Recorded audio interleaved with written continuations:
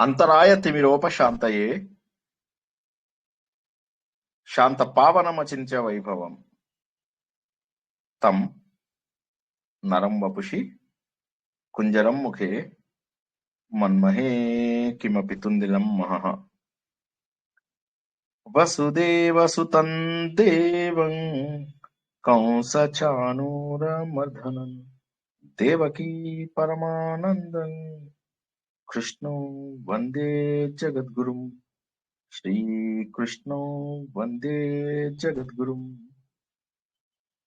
Yeah దేవీ సర్వభూతేషు మాతృరూపేణ సంస్థిత నమస్తస్యై నమస్తస్యై నమస్తస్యై నమో నమః. భగవద్బంధువులకు, ఆత్మస్వరూపులకు, సత్యాన్వేషులకు స్వాగతం, సుస్వాగతం.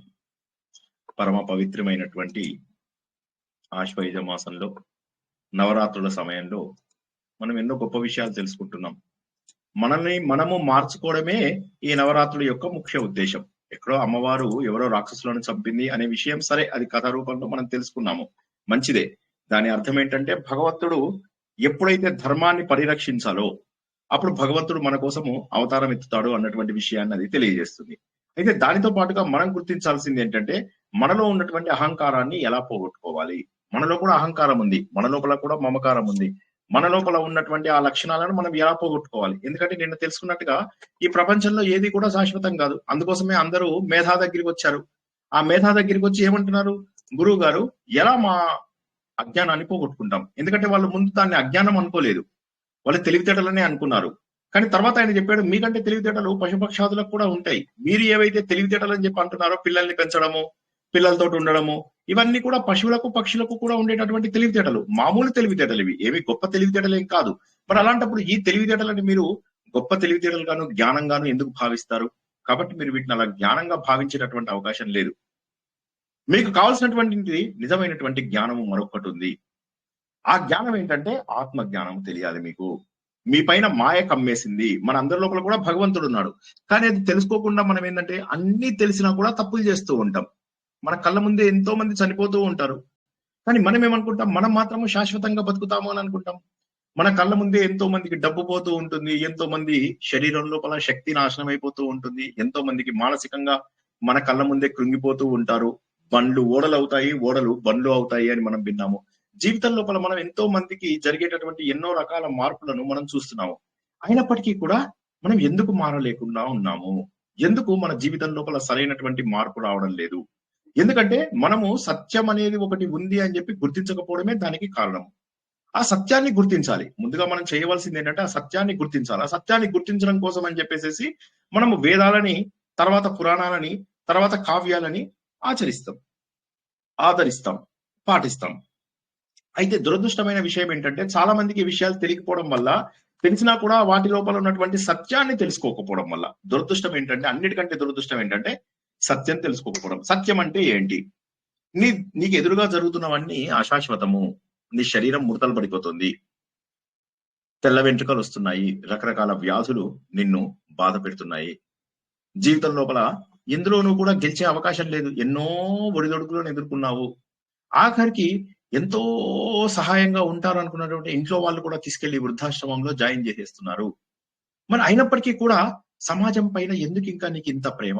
బంధువుల పైన, మిత్రుల పైన ఇంత ప్రేమ ఎందుకు? వీళ్ళందరూ నీతో పాటు చివరి వరకు వస్తారా? యావత్ విత్తో పార్జనాసక్తః తావన్నిజ పరివారో రక్తః. యావద్ విత్తోపార్జనాసక్తః తావన్నిజ పరివారో రక్తః. పశ్చాజ్జీవతి జర్దర దేహే వార్తాం కోపి న పృచ్ఛతి గేహే. భజ గోవిందం భజ గోవిందం గోవిందం భజ మూఢమతే.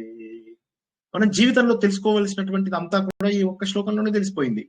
ఎప్పటి వరకు అయితే నీకు ధనాన్ని ఆర్జించేటటువంటి శక్తి ఉందో అందరి వరకు కూడా అందరూ కూడా నీ వైపుకి వస్తారు, నీతో మాట్లాడుతూ ఉంటారు, నీతో సరదాగా ఉంటారు. కానీ ఒక్కసారి గనుక నీది డబ్బు రావడం ఆగిపోయింది అంటే ఈ పాడైపోయినటువంటి శరీరాన్ని చూసి ఎవ్వరు కూడా నీ దగ్గరికి రారు.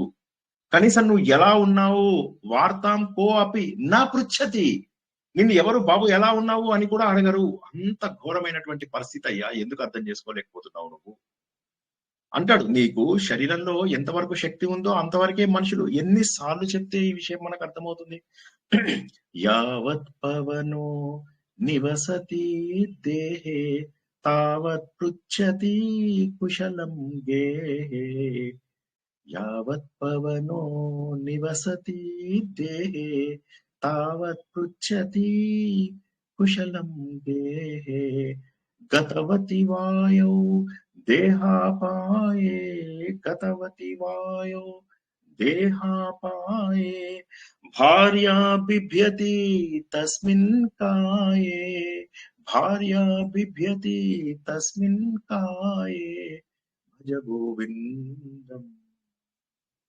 నీ శరీరంలో వాయువు ఉన్నంత వరకే అందరూ నిన్ను గుర్తించేది, అప్పటి వరకే నీ కుశలం అడిగేది. ఒకటి డబ్బు సంపాదించాలి, ఒకటి ప్రాణం ఉన్నంత వరకు. ఒక్కసారి కనుక ఈ శరీరంలోంచి వాయువు వెళ్ళిపోయిందంటే నీ భార్య పిల్లలు కూడా నిన్ను చూసి భయపడతారు, నీ సంతానం కూడా నిన్ను చూసి భయపడతారు. తొందరగా తీసుకెళ్లిపోయి తగలెట్టేద్దాం అని చెప్పేసి అనుకుంటూ ఉంటారు. ఎందుకయ్యా ఇంకా ఎంతసేపు ఈ జీవితం లోపల కష్టాలను అనుభవిస్తూ ఉంటావు? ఎందుకంటే మనకి ఎంతసేపు కూడా ఈ కష్టం మనకు రాదు అని అనుకుంటాం. బయట వాళ్ళని చూసి అటువంటి పరిస్థితులు నాకు ఎదురవ్వని అనుకుంటాం. అదే విషయం ఎదురైంది మనకు సమాధి అనేటటువంటి ఒక వైశ్యుడికి. ఆయన జీవితంలో చాలా డబ్బును సంపాదించాడు. కానీ ఏమిటంటే తన పిల్లలే తన కోడళ్ళ మాటలు విని తనను బయటికి అలా వెళ్ళగొడతారు అని చెప్పి ఆయనకు తెలియదు. అదే విధంగా రాజు ఉన్నాడు. ఆ రాజు కూడా రాజ్యంలో పూర్తిగా ఓడిపోయాడు. తన వాళ్ళు అనుకున్నటువంటి మంత్రులు, సైన్యాధిపతులే ఆయన అందులోంచి వెళ్ళగొడతారు. మరి ఆయన ఏమైంది? బయటకు వచ్చేసిన తర్వాత ఆలోచిస్తున్నాడు, ఏమైంది, నన్ను ఎందుకు ఇలా వెళ్ళగొట్టారు? కానీ మరి ఆయనకి ఆ రాజ్యం మీద ఉన్నటువంటి వాసనలు పోలేదు. అదే విధంగా ఈ వైశ్యుడికి కూడా ఏ విధంగానూ కూడా తన పిల్లల మీద ప్రేమ పోలేదు. ఆశ్చర్యంగా ఉంది. ఎలా ఉన్నారో నా పిల్లలు, సరిగ్గా టైంకి అన్నం తింటున్నారో లేదో, సరిగ్గా టైంకి పాలు తాగుతున్నారో లేదో, మన ఉద్యోగానికి సరిగ్గా వెళ్తున్నారో లేదో, వ్యాపారం సరిగా చూసుకుంటున్నారో లేదో, వృథా ఖర్చులు చేస్తున్నారేమో అని సమాధి గారు బాధపడుతుంటే, సురధుడు అనేటటువంటి రాజు ఎవరైతే ఉన్నాడో ఆయన బాధ ఇంకో రకం. ఆయన ఆలోచిస్తున్నది ఏంటి? అయ్యయ్యో, నా రాజ్యంలో నేను ఇంత డబ్బు సంపాదించి పెట్టాను, నా పూర్వీకులు ఎంతో కష్టపడి తెచ్చినటువంటి డబ్బు, దాన్ని నేను ఎలా వాడుతున్నాను? అయ్యో, వీళ్ళందరూ దాన్ని పట్టించుకోకుండా పారేస్తారేమో అని చెప్పి బాధపడుతున్నాడు. ఏ రకంగానూ కూడా వీరిద్దరు కూడా ఇంకా సమాజంలో ఉన్నటువంటి పరిస్థితిని గుర్తించలేకపోయారు. ఇద్దరు అప్పుడు వెళ్ళి మేధా దగ్గరికి వెళ్తారు. వెళ్తే ఆయన అంటున్నాడు అనమాట, ఎందుకయ్యా ఇది మీరు అర్థం చేసుకోండి, ఆలోచన ఇది తప్పు, మీకున్నటువంటిది జ్ఞానం కాదు, దాన్ని అజ్ఞానము అంటారు, దీనినే మాయా అంటారు. మాయా అంటే ఏంటి అనగానే అప్పుడు అంటాడు అనమాట, మాయా అనేటటువంటిది ఏదైతే ఉందో అది మిమ్మల్ని తెలిసినా కూడా తప్పులు చేయించుతుంది. నేను ఒకసారి మీ అందరికీ చెప్పిన కథ మళ్ళీ ఒకసారి చెప్తా. ఒక వ్యక్తి రోడ్డు మీద వెళ్తున్నాడు. అతని మిత్రుడు సడన్ గా ఆగిపోయాడు. ఈయనేమైందా అని వెనక్కి తిరిగి చూశాడు. చూస్తే వీళ్ళ మిత్రుడు ఒక చెట్టును గట్టిగా కౌగిలించుకుని బోర్న ఏడుస్తున్నాడు. ఏమైందయ్యా, రావడం లేదు ఎందుకు అంటే, ఈ చెట్టు నన్ను వదలడం లేదు అంటున్నాడు. పట్టుకున్నది ఈయన. వదులుచుకోవడం చాలా సులువు, కానీ అది వదులుచుకోకుండా ఉండడానికి కారణం ఏంటి గురువు గారు అని వీళ్ళందరూ కూడా మేధా అని ఆ గురువు గారిని అడుగుతున్నారు. అప్పుడు ఆ గురువు గారు చెప్పారనమాట, దీనికి కారణమే మాయ. ఈ మాయ ఏంటంటే, భగవంతుడు తను సృష్టి చేసిన తర్వాత ఏం చేశాడంటే, తనలోంచే ఈ సృష్టి మొత్తాన్ని తయారు చేసినప్పటికీ కూడా వీళ్ళందరికీ ఆ సత్యం తెలుసుకోకుండా మాయ కప్పేశాడు. ఇప్పుడు మీ మీద ఉన్నటువంటిది ఆ మహామాయ. ఆశ్చర్యపోతాడు, అలా ఉంటుంది ఆ మహామాయ? అవును, అలా ఉంటుంది అని చెప్పేసి అప్పుడు ఆయన విష్ణుమూర్తి లోపల యోగ నిద్ర ఉన్న సమయము, ఆ సమయం లోపల ఆయన చెవులలోంచి వచ్చినటువంటి అహంకారము, మమకారము అని మనం చెప్పుకున్నట్టు మధుకైటబులు. మధువు అంటే తేనె, కైటబులు అంటే కీటకాలు. తేనె చుట్టూ కైటబాలు ఉంటాయి. కాబట్టి మనము మధుకైటబులని సంహరించాలి అంటే ఎలాగా? మనలో ఒక లక్షణం ఇచ్చాడు దేవుడు. మనకి ఎప్పుడు కూడా గుర్తుంచుకోండి, మన దగ్గర ఏదో అంటారు కదా, దేవుడు ఒక డోర్ క్లోజ్ చేస్తే 100 విండోలు ఓపెన్ చేస్తాడు అని చెప్పి. ఇక్కడ మనకు కష్టాలు ఇచ్చాడు, మాయని దాటకుండా ఉండేలాగా చేశాడు. కానీ దాటడానికి ఎన్నో మార్గాలు ఇచ్చాడు. మనం అది చూడడం లేదు. మూసేసిన ఒక తలుపుని గట్టిగా కొడుతున్నాం, అరే తలుపు తెరుచుకోవడం లేదని బాధపడుతున్నాం. కానీ ఎన్నో విండోస్ ఉన్నాయి, అందులోంచి తప్పించుకునే అవకాశం ఉంది, కానీ మనం అది ప్రయత్నం చేయడం లేదు.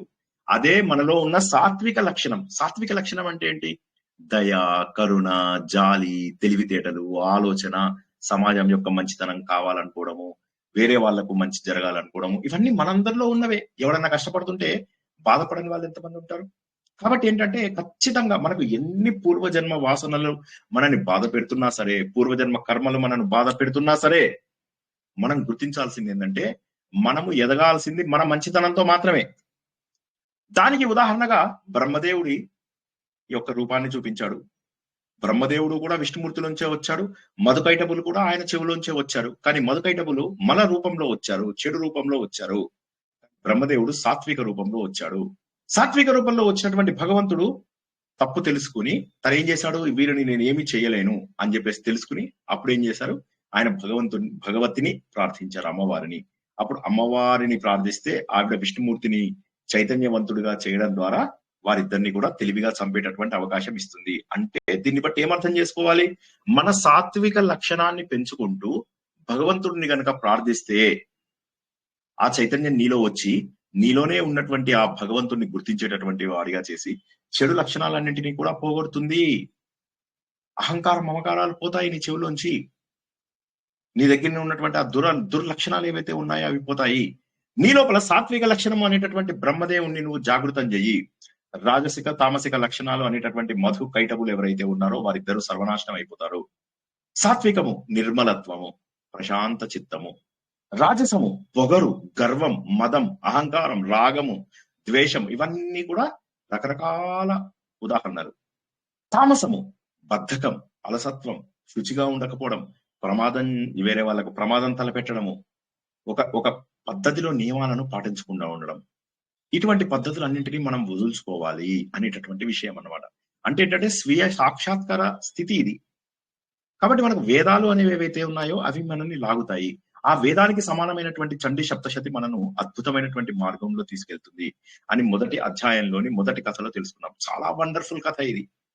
ఎందుకంటే ఒకసారి కనుక మనం ఆలోచించినట్లయితే మన సమాజం లోపల మనము ఎన్నో తప్పులు కళ్ళ ముందు చూస్తూ ఉంటాం. ఇవన్నీ మనం చేయకుండా జాగ్రత్త పడవచ్చు. ఎంతో మంది తప్పులు చేస్తూ ఉంటారు. ఆ తప్పుల్ని మనం చేయకుండా కూడా ఉండొచ్చు కదా. మరి ఎందుకు మనం ఉండము? మనంతట మనము వాటిని అనుభవిస్తే గాని మనము గుణపాఠాన్ని నేర్చుకోము. అలా అయితే ఒక జీవితం సరిపోదు. కాబట్టి మనం ఏం చేయాలి అంటే వేరే వాళ్ళ ఎక్స్పీరియన్సెస్ ద్వారా నేర్చుకోవాలి, లేదా మన పురాణాలలో ఉన్నటువంటి కథల ద్వారా నేర్చుకోవాలి. అందుకే ఇక్కడ పెట్టినటువంటి పేర్లేంటి, సురథుడు. ఈ సురథుడు అనేవాడు వీటన్నిటిని దాటి చివరికి మన ఈ సప్తశతి అయిపోయిన తర్వాత చివరికి ఆయన మహానుభావునైనటువంటి సూర్యుని యొక్క కుమారుడుగా, సూర్య సావర్ణిగా పుడతాడు. అంటే మన లోపల గనక మార్పులు చేసుకున్నట్లయితే మనలో మహోన్నతమైనటువంటి లక్షణాలు వస్తాయి అని. సమాధి, మనం ఉన్నత స్థానానికి వెళ్ళినప్పటికీ కూడా చెడు లక్షణాలు మనల్ని వెనక్కి లాగేస్తాయి. కాబట్టి ఆ చెడు లక్షణాలను మనం పోగొట్టుకోవాలి అని సమాధి అనే వ్యక్తిని.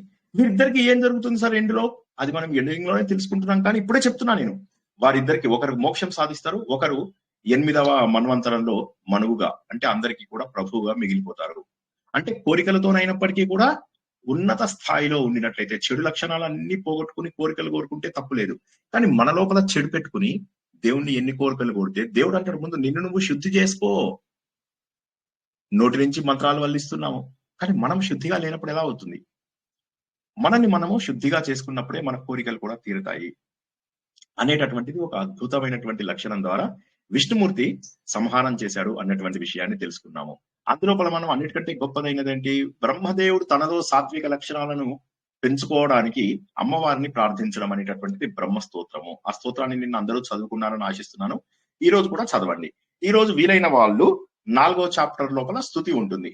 4వ చాప్టర్ లోపల ఇప్పుడు మనం 1వ చాప్టర్ అయింది కదా, 2, 3, 4 అధ్యాయాలని మనం క్లుప్తంగా తెలుసుకోవడానికి ప్రయత్నం చేద్దాం. చేసిన తర్వాత ఏమవుతుంది, మనకు ఆ 4వ అధ్యాయంలో ఉన్నటువంటి విషయాలు తెలుస్తాయి. అందులోపల దేవతలందరూ కలిసి అమ్మవారిని ఏ విధంగా స్తుతి చేశారు. ఒక్కసారి ఇక్కడ ఆపుతాను. ఎవరికైనా ప్రశ్నలు ఉన్న వాళ్ళు అడగండి, లేకపోతే ముందుకెళ్దాం. ప్రశ్నలు ఉండాల్సిన అవసరం లేదు, ఎందుకంటే ఇవంతా సులభం, నిన్న చెప్పుకున్నవే చెప్పాము. అయినప్పటికీ కూడా ఇంకేదన్నా సందేహం ఎక్కడైనా మిగిలిపోయిన వాళ్ళు అడగండి, ముందుకెళ్దాం. లేకపోతే ముందుకెళ్దాం. క్విక్. నేను నిన్న జాయిన్ కాలేదండి, కొన్ని ఏమైనా చెప్పినాయి అవన్నీ ఇప్పుడు చెప్పాం. నిన్న చెప్పినవన్నీ ఇవాళ క్లుప్తంగా చెప్తున్నాం. అయితే విన్నాను సార్.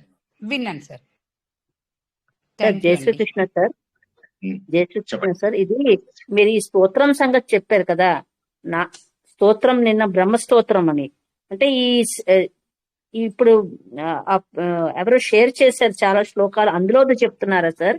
ఎందుకంటే నేను అందులో ఉన్నదా అది? నేను చదవలేకపోయాను. నేను చదవలేకపోయాను. హిందీలోనో ఇంగ్లీష్ లోనో మీరు వెతకండి. I'm sure you will be able to find them. ఏడు చెప్పారు కదా మీరు, Sapta Shloki. That is different and this స్తోత్రం is different. Correct. Sapta Shloki మనకి ఏదైతే ఉందో అది రోజు చదువుకోవచ్చు, మీరు మీ ఇష్టం వచ్చినప్పుడు చదువుకోవచ్చు. బ్రహ్మస్తోత్రము అనేటటువంటిది ఏంటంటే నిన్న చేయాల్సినటువంటి స్తోత్రం. నేను చెప్పే కదా ప్రతిరోజు ఓపిక ఉన్న వాళ్ళ కోసం నేను ప్రత్యేక స్తోత్రాలు చెబుతూ ఉంటానని చెప్పాను కదా. ఎందుకని ఒక్కసారి ఆలోచిద్దాం. ఎందుకు ఈ స్తోత్రాలు చేయమంటున్నాము? సార్ మీకు పారాయణ ఇష్టం లేదు కదా సార్, మీరు పారాయణలు ఎక్కువ ఉండరు. అవును, కరెక్ట్ అది. కానీ ఇవి ఎందుకు చేయమంటున్నామో చెప్తాను ఒకసారి. పురాణాలు అనేటటువంటివి ఏవైతే ఉన్నాయో పెద్దగా ఉంటాయి. పురాణాలు కథల రూపంలో ఉంటాయి. ఎప్పుడో జరిగినటువంటి కథలన్నీ కూడా మనకి ఇప్పుడు చక్కగా నేర్చుకుంటాం. ఆ కథల భాగాన్ని వదిలేసి కథలో తత్వాన్ని తెలుసుకోవడము ఒక పద్ధతి. రెండవ పద్ధతి ఏంటంటే స్తోత్రాలు. ఈ స్తోత్రాలు ఏవైతే ఉంటాయో స్తోత్రాలలో అమోఘమైనటువంటి వేద సంపద మిగిలి ఉంటుంది. ఉదాహరణకు నేను చెప్పాను, నారాయణ కవచం గాని, హంసగుహ్యం గాని, శృతి గీతలు గాని, ఇవన్నీ భ్రమర గీతలు గాని, ఇవన్నీ ఏవైతే ఉన్నాయో ఇవన్నీ మామూలు కథలు కాదు. అవన్నీ కూడా వేద సమానమైనటువంటి జ్ఞానం అందులో ఉంటుంది. హంసగుహ్యం మొత్తము వేదమే. ప్రహ్లాద చరిత్రలో కథ వదిలేసింది మిగతాదంతా కూడా వేదమే.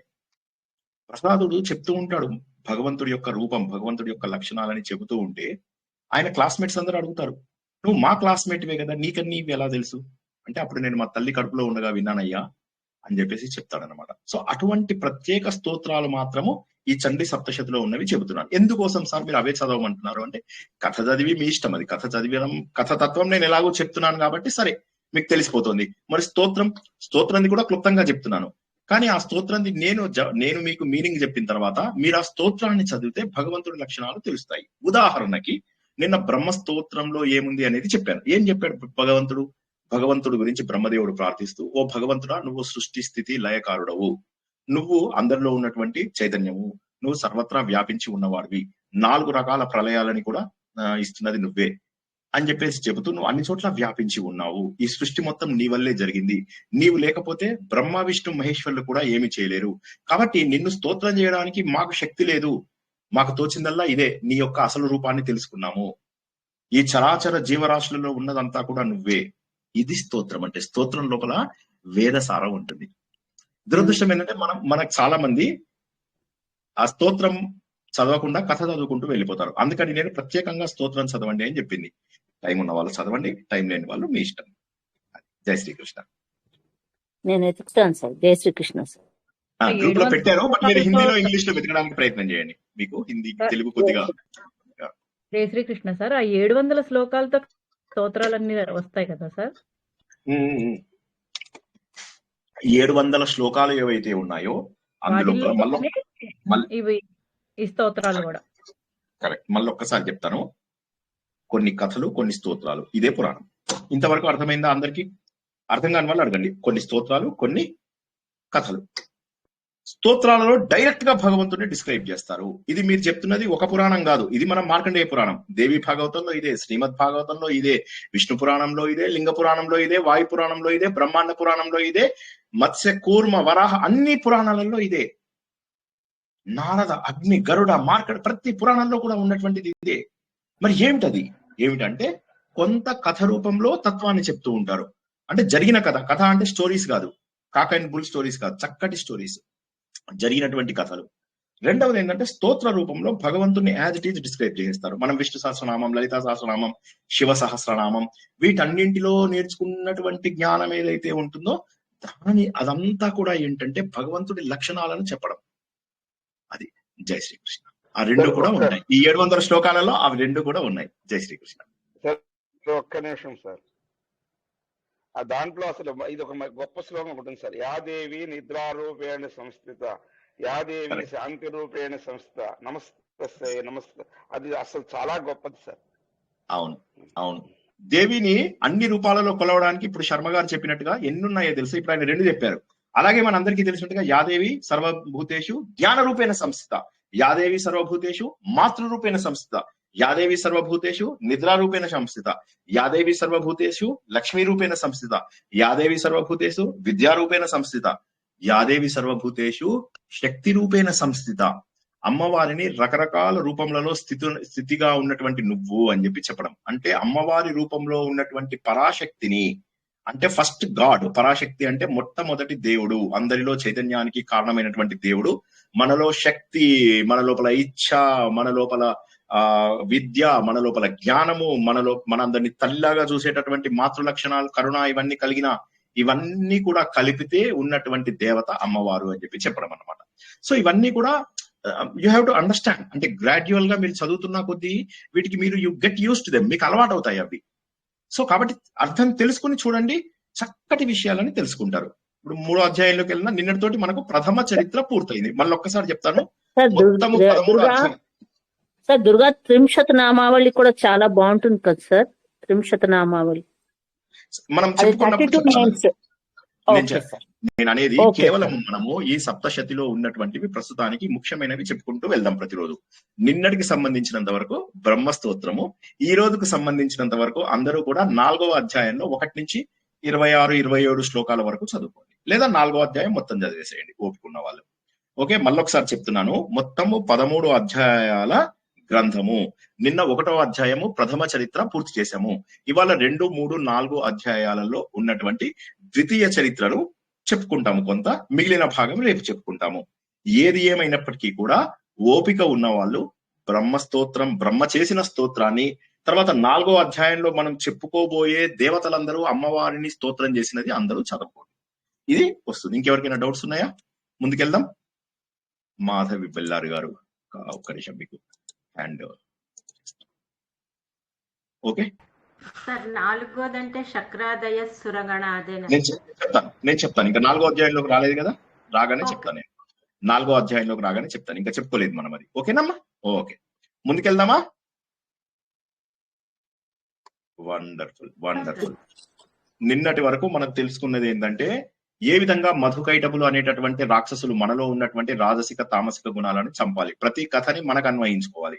ఈ రోజు ఏమైందంటే మనం మహిషాసుర కథ తెలుసుకుందాం. క్లుప్తంగా మనం చాలాసార్లు తెలుసుకున్నాము. ఈ రోజు కూడా వీలైనంత కొద్దిగా ఎక్స్ట్రా కూడా చెప్పుకుందాం. ఎందుకంటే ఇందులో మనకు ఏదైతే సప్తశతిలో ఉందో కొంత వివరంగా లేదు, డైరెక్ట్ గా పాయింట్కి వచ్చేస్తారు. మనం ఏంటంటే కొద్దిగా వివరంగా చెప్పుకుందాం కాస్త కథని. అందరూ కూడా శ్రద్ధగా వినండి. వినకపోతే తల ఎన్నో అది అవుతుంది కదా, సో అట్లా అనుకోండి శ్రద్ధగా వినండి. ఒక సమయం లోపల రంభుడు కరంభుడు అని చెప్పేసి 2 రాక్షసులు ఉండేవాళ్ళు. వారికి ఏంటంటే ఎంతసేపటికి కూడా వాళ్ళు మహాబలవంతులు, కానీ వాళ్ళిద్దరికి సంతానం ఉండదు. అప్పుడు ఏం చేస్తారంటే వాళ్ళు, ఒక ఆయన కరంభుడు అనే ఆయన ఏం చేస్తాడంటే జలం లోపల కూర్చొని తపస్సు చేస్తాడు. ఈ రంభుడు అనేటటువంటి వాడు ఏం చేస్తాడంటే ఒక చెట్టు కింద కూర్చొని తపస్సు చేస్తూ ఉంటాడు. చాలా ఘోరమైనటువంటి తపస్సులు చేస్తూ ఉంటారు.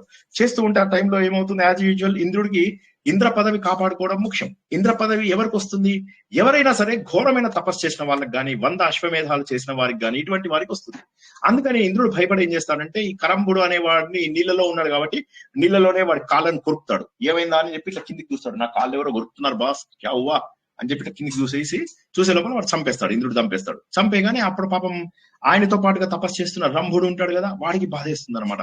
ఇంత ఘోరమైనటువంటి ఇదా ఈ ఇంద్రుడు చేసింది అని చెప్పి ఇక తనకు కూడా ఇంద్రుడు వచ్చి ఎక్కడ చంపేస్తాడో అన్న భయంతో ఇక నా తల నరికేసి దేవుడికి ఇచ్చేస్తాను, అగ్నిదేవుడికి ఇచ్చేస్తాను అని చెప్పి తన తలని నరికేయబోతే అప్పుడు ఈయన ప్రత్యక్షం అవుతాడు అనమాట. ఈ అగ్నిదేవుడు ప్రత్యక్షమవుతాడు. ఏమయ్యా, ఎందుకు ఇది, నువ్వు మతిగా నీకు పోయిందా, నీకు మెంటల్ అయినవా, జర్రా ఆగు, ఏంటి అంటే, లేదు ఇట్లా కరంబుడిని చంపేశాడు ఇంద్రుడు.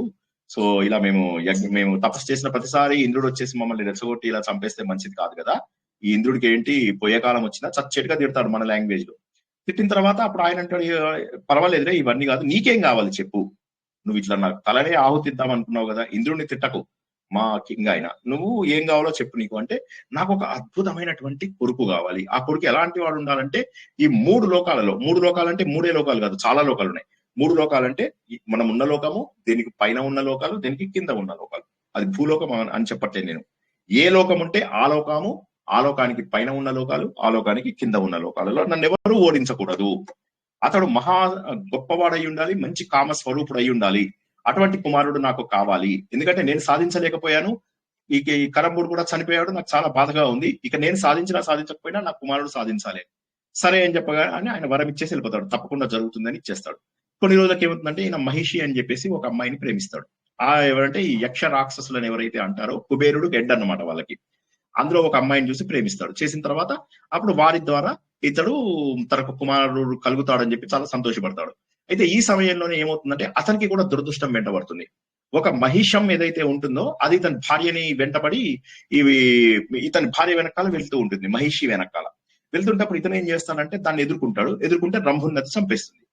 చంపేగానే అప్పుడు ఈమె వెళ్ళి తన అందరినీ పిలుస్తుంది, యక్ష రాక్షసులందరినీ పిలుస్తుంది. వాళ్ళందరూ వచ్చి ఆ మహిషాన్ని చంపేస్తారు. చంపేసినప్పుడు ఈ భార్యాభర్తలు ఎవరైతే ఉన్నారో ఆ రంభుడు మహిషి ఇద్దరిని కలిపి ఒకే మంటలో చితిలో వాళ్ళని తగలబెట్టేస్తారు. అప్పుడు ఏమవుతుందంటే అందులోంచి ఒకడు రక్తబీజుడు, మరొకడు మహిషాసురుడు అనేటటువంటి ఇద్దరు రాక్షసులు దాల్చారు. ఇందులో ఎవరైతే ఈ రంభుడు ఉన్నాడో ఆ రంభుడే రక్తబీజుడు. ఆయన భార్య ఎవరైతే ఉన్నదో ఆవిడ ఈ మహిషాసురుడుగా జన్మనెత్తింది. సో ఇది ఓకే. ఇప్పుడు ఇక వీళ్ళెవ్వరూ కూడా ఎవరిని కూడా ఓడించలేనటువంటి శక్తులు ఎలా వచ్చాయో తెలుసుకుందాం. ఒక్కసారి కథలో ఏమన్నా డౌట్ ఉందా? 1-2 ప్రశ్నలు అడగండి, ఎక్కువ అడగదు. ఇద్దరు తపస్సు చేశారు. అందులోపల ఇద్దరు కూడా చనిపోయారు తపస్సు చేసిన వాళ్ళు. కానీ అందులో రంభుడు అని ఎవరైతే ఉన్నాడో వాడి భార్య ఎప్పుడైతే చనిపోతారో వాళ్ళు చనిపోయిన తర్వాత వారిలోంచి ఈ అగ్ని కీలలోంచి, ఎందుకంటే అగ్నిదేవుణ్ణి ప్రార్థించాడు మొదట్లో తన కుమారుడు కాబట్టి 2 కుమారులు పుట్టారు. ఒకడు రక్తబీజుడు, ఒకడు మహిషాసురుడు. ఇంతవరకు అర్థమైందా అందరికి? ఎవరు చేయలేపలేదు. సులభమైన కథలే చెప్తున్నాను, ఏమీ ఇది లేదు. దాంతో ఏమైంది, బ్రహ్మదేవుడి దగ్గరికి వెళ్తాడు. రంభుడేమో రక్తబీజుడు, మహిషాసురుడు ఇంకో అతని పేరేంటి సార్? రక్తబీజుడు మహిషాసురుడు ఇద్దరు. వీళ్ళు స్థితిలో నుంచి పుట్టారా సార్? అగ్ని అంటే కరెక్ట్. ఆ భగభగ మంటల నుంచి పుడతారు వాళ్ళు. ఎందుకంటే అగ్నిదేవుడు వరప్రసాదులు కదా. వీళ్ళు చనిపోతే అగ్నిదేవుడు ఇచ్చినటువంటి వరం ఏదైతే ఉందో ఇతను రంభుడు ఏం చేశాడు, అగ్నిదేవుడికి తన తలకాయ అర్పిస్తుంటే వద్దు ఏం కావాలి నీకంటే నా శక్తి సామర్థ్యాలు ప్రపంచాన్ని ఓడించే కొడుకు కావాలి అంటే, మరి కొడుకుని ఇవ్వాలి అంటే ఇప్పుడు ఇతను చనిపోయాడు ఆల్రెడీ, మరి ఎలా వస్తాడు? అందుకని చెప్పి అతని చితిలోంచే వీరి అంశాలతో 2 పిల్లలు పుడతారు అన్నమాట, భార్యాభర్తల అంశాలతో. ఈ విధంగా అతడి కోరిక తీరింది, కానీ పాపం తను చూసుకోలేకపోయాడు. అంటే తన కోరిక తీరినప్పటికీ చూసుకోలేకపోయాడు. ఓకే, అంటే ఇక్కడ రంభుడు అగ్నిలో ఇదవుతాడా సార్? ఇక్కడ రంభుడిని మహిషం వచ్చి చంపేసింది. రోడ్డు మీద వెళ్తున్న ఒక మహిషము ఇతని భార్య మహిషిని చూసి వెంటబడింది. ఒకసారి కథ అందుకే అందరూ జాగ్రత్తగా వినాలి. అప్పుడు ఏమవుతాడు, ఇతను దాంతో ఎదిరిస్తాడు, భార్యను కాపాడుకోవడానికి ఎదిరిస్తే అది రంభుడిని చంపేస్తుంది. చంపేగానే పాపం రంభుడు చచ్చిపోతాడు. చచ్చిపోగానే అతని భార్య వెళ్ళి తన చుట్టాలందరినీ తీసుకుని వస్తుంది. వాళ్ళందరూ వచ్చి ఆ మహిషాన్ని చంపేస్తారు. చంపేసిన తర్వాత భార్యాభర్తల్ని ఒకే చితి లోపల దానం చేస్తారు. అప్పుడు ఆ చనిపోయిన వాళ్ళలోంచి మనకు రక్తబీజుడు తర్వాత మహిషాసురుడు జన్మించారన్నమాట. అతడు చనిపోయినా అతని కోరిక మాత్రం తీరింది. ఓకేనా? అతని భార్య కూడా మహిషి కదండి? కరెక్ట్, అతని భార్య పేరే మహిషి. ఓకే. సో ఇప్పుడు మొత్తం మీద ఏమైంది, ఆ భార్య అంశలోంచి ఈ మహిషాసురుడు వచ్చాడు, తండ్రి అంశలోంచి రక్తబీజుడు వచ్చాడు. ఆ విధంగా వచ్చిన తర్వాత ఈ మహిషాసురుడు రాగానే బ్రహ్మదేవుడిని తపస్సు చేసుకున్నాడు. తపస్సు చేయగానే బ్రహ్మదేవుడు అంటాడు, సరే నీకు ఏం కావాలి అంటే నేను ఎవరి చేతిలో చావకూడదు యాజ్ యూజువల్ గా. అప్పుడు ఆయన అంటాడు, అలా కుదరదు కదా, ఆల్టర్నేటివ్ అంటే సరే నేను ఆడవాళ్ళ చేతిలో తప్ప ఎవరి చేతిలోనూ చావకూడదు అనుకుంటాడు. అనగానే ఓకే సింతేనా ఓకే అని ఇచ్చేస్తాడు. ఇచ్చేగానే ఇంకా వీడికి అపారమైనటువంటి శక్తి వస్తుంది. శక్తి వచ్చిన తర్వాత ఇక విచ్చలవిడిగా మొత్తం భూమండలాన్ని అంతా ఆక్రమించేసుకుంటాడు. కింద ఉన్నటువంటి అతల సుతల తలాతల రసాతల మహాతల పాతాళంలో ఉన్న రాక్షసులందరికీ తనే హెడ్ అవుతాడు. ఇప్పుడు ఊర్ధ్వ దిశలోకి వెళ్ళాలి అంటే ఓం భూహ్ ఓం భువహ ఓం సువహ అంటే స్వర్గలోకంకి వెళ్ళాలి. అప్పుడు అమరావతికి తను పంపిస్తాడు. ఏమని? అమరావతికి ఈయన దగ్గర చాలా మంది ఉంటారు. శిక్ష అంటే ఈ పేర్లు మీకు కొన్ని పేర్లు చెప్తాను, జ్ఞాపకం ఉంచుకోండి, లేకపోతే పారేయండి. ఈ పేర్లు కేవలము మీకు ఆ పేర్ల యొక్క మీనింగ్ రేపు చెప్తాను. అది కానీ ఊరికే జ్ఞాపకం ఉంచుకోండి, లేకపోతే మర్చిపోండి. అవన్నీ మనలో దుర్గుణాలు అని అర్థం చేసుకోండి. మహిషము అంటే మనలో దుర్గుణం. మిగతా రాక్షసులందరి పేర్లు చిక్షురుడు, తామ్రుడు, అశిరోముడు, ఉదర్కుడు, బిడాలుడు, పాష్కలుడు, త్రినేత్రుడు, బలదర్పితుడు, చాలా మంది ఉన్నారు, వస్తారు మనకు గ్రాడ్యువల్ గా. వాళ్ళందరూ రకరకాల చెడు లక్షణాలున్న ఎంతో మంది రాక్షసులు ఇతనికి సైన్యాధిపతుల్లాగాను మంత్రుల్లాగాను వీళ్ళందరూ చాలా మంది ఉంటారు అనమాట. ఇంకేముందిగా వాళ్ళు వెళ్ళడము, హవిస్సులు జనరల్ గా మనం ఏం చేస్తాం, అగ్నిదేవుడికి ఇస్తాము. అగ్నిదేవుడికి ఇచ్చినటువంటి హవిస్సులు అగ్నిదేవుడు తీసుకెళ్లి అందరి దేవతలకు అప్పచెప్తుంటాడు. ఇప్పుడు ఏమైంది, వీళ్ళు కొట్టి ఎవరైనా యజ్ఞయాగం చేస్తుంటే హవిస్సులు నువ్వు వేరే దేవతలకు ఎందుకు ఇస్తావు, మాకు ఇవ్వు అని చెప్పి గుంజుకుంటూ ఉంటారు. సరే ఆ నోట ఈ నోట స్వర్గంలో అధిపతికి తెలుస్తుంది. ఆయనకి ఇంకా కోపపడతాడు ఇంద్రుడు, ఏం జరిగింది అది అని చెప్పేసి, మా సైన్యానికి మాకెవరికి కూడా హవిస్సులు అందడం లేదు అని. ఇంతలోకి ఇతనేం చేస్తాడు, నా ఇంద్రుడిని చెప్తాడు అనమాట, నువ్వు మర్యాదగా ఇంద్రలోకాన్ని మాకు ఇచ్చేసి వెళ్ళిపో, లేదా యుద్ధం చేస్తానంటే యుద్ధం కూడా చేయి, నీకేదన్నా. దాంతో ఇంద్రుడికి అప్పటికే పీకల దాకా కోపం ఉంది, హవిస్సులు దొరకడం లేదని.